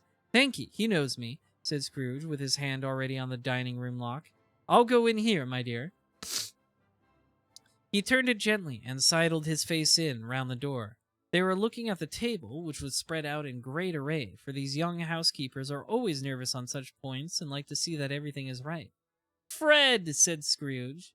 Dear heart alive, how his niece by marriage started. Scrooge had forgotten for the moment about her sitting in the corner with the footstool, or he wouldn't have done it on any account. Why, bless my soul, cried Fred. Who's that? It's I, your Uncle Scrooge. I have come to dinner. Will you let me in, Fred? Let him in? It is a mercy he didn't take his arm off. He was at home in 5 minutes. Nothing could be heartier. His niece looked just the same. So did Topper when he came. So did the plump sister when she came. So did everyone when they came. Wonderful party, wonderful games, wonderful unanimity, wonderful happiness. But he was early at the office next morning. Oh, he was early there. If he could only be there first and catch Bob Cratchit coming late, that was the thing he had set his heart upon. And he did it. Yes, he did. The clock struck 9. No Bob. 1/4 past. No Bob. He was a full 18 minutes and a half behind his time. Scrooge sat with his door wide open that he might see him come into the tank. His hat was off before he opened the door, his comforter too. He was on his stool in a jiffy, driving away with his pen as if he were trying to overtake 9 o'clock. Hello, growled Scrooge in his accustomed voice, as near as he could feign it. What do you mean by coming here at this time of day? I am very sorry, sir, said Bob. I am behind my time. You are, repeated Scrooge. Yes, I think you are. Step this way, sir, if you please. It's only once a year, sir, pleaded Bob, appearing from the tank. It shall not be repeated. I was making rather merry yesterday, sir. Now, I'll tell you what, my friends, said Scrooge. I am not going to stand this sort of thing any longer, and therefore, he continued, leaping from his stool and giving Bob such a dig in the waistcoat that he staggered back into the tank again, and therefore, I am about to raise your salary. Bob trembled and got a little nearer to the ruler. He had a momentary idea of knocking Scrooge down with it, holding him and calling to the people in the court for help in a straight waistcoat. A Merry Christmas, Bob, said Scrooge with an earnestness that could not be mistaken as he clapped him on the back. A merrier Christmas, Bob, my good fellow, than I have given you for many a year. I'll raise your salary and endeavor to assist your struggling family, and we will discuss your affairs this very afternoon over a Christmas bowl of smoking bishop, Bob. Make up the fires and buy another coal scuttle before you dot another I, Bob Cratchit. Scrooge was better than his word. He did it all and infinitely more. And to Tiny Tim, who did not die, he was a second father. He became as good a friend, as good a master, and as good a man as the good old city knew, or any other good old city, town, or borough in the good old world. Some people laughed to see the alteration in him, but he let them laugh, and little heeded them, for he was wise enough to know that nothing ever happened on this globe for good at which some people did not have their fill of laughter in the outset, and knowing that such as these would be blind anyway, he thought it quite as well that they should wrinkle up their eyes in grins as have the malady in less attractive forms. His own heart laughed, and that was quite enough for him. He had no further intercourse with the spirits, but lived upon total abstinence principle ever afterwards, and it was always said of him that he knew how to keep Christmas well, if any man alive possessed the knowledge. May that be truly said of us and all of us. And so, as Tiny Tim observed, God bless us, every one. And that's the end. That's the end of A Christmas Carol. I bet you thought the Muppets movie made up that line about and did not die, but no, that's in the book. It's even bolded for emphasis. It's all in caps. The not, which is pretty funny. That's it, henchmans. That is the end of Charles Dickens' A Christmas Carol. I'm putting my book away. How do I make it small? Get out of here. There it goes. Ugh. Well, that was fun, wasn't it, henchmans? Did you enjoy the reading? I enjoyed it quite a lot. I don't think I learned anything from it. I don't think there's really any lesson to be learned from this book for a villain like myself. But it was a fun read. It's got spooky ghosts. And a fat and jolly Santa ghost. Like, that second one isn't very spooky. That one's just Santa Claus. It was very fun, though. I enjoyed reading it quite a bit, henchbuns. It was a bit of a long read, too.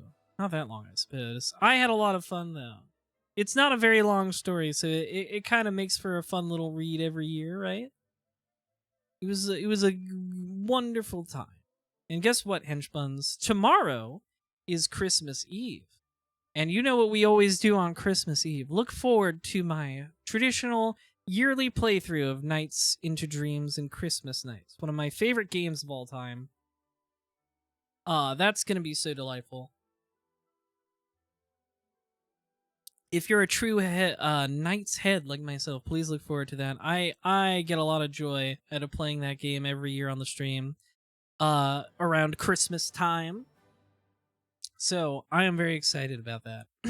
My voice is a little raw from all the reading, but it was a lot of fun. I'm glad I got to share this story with you all, and I am very much looking forward to tomorrow, henchbuns. So thank you for joining me tonight for this little story time, and I am very much looking forward to tomorrow night for Nights. Tomorrow Nights into Dreams, Christmas Eve. See you then, and I hope you look forward to it, henchbuns. Let's find somebody to raid. Who is still streaming?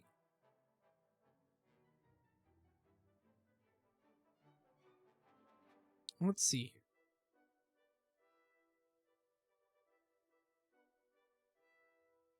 Not very Christmassy, but we're gonna raid Voxandra. She's streaming Bloodstained Ritual of the Night.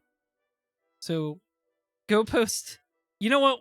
What else could we post in her chat but Bah Humbug? Go post Bah Humbug in her chat.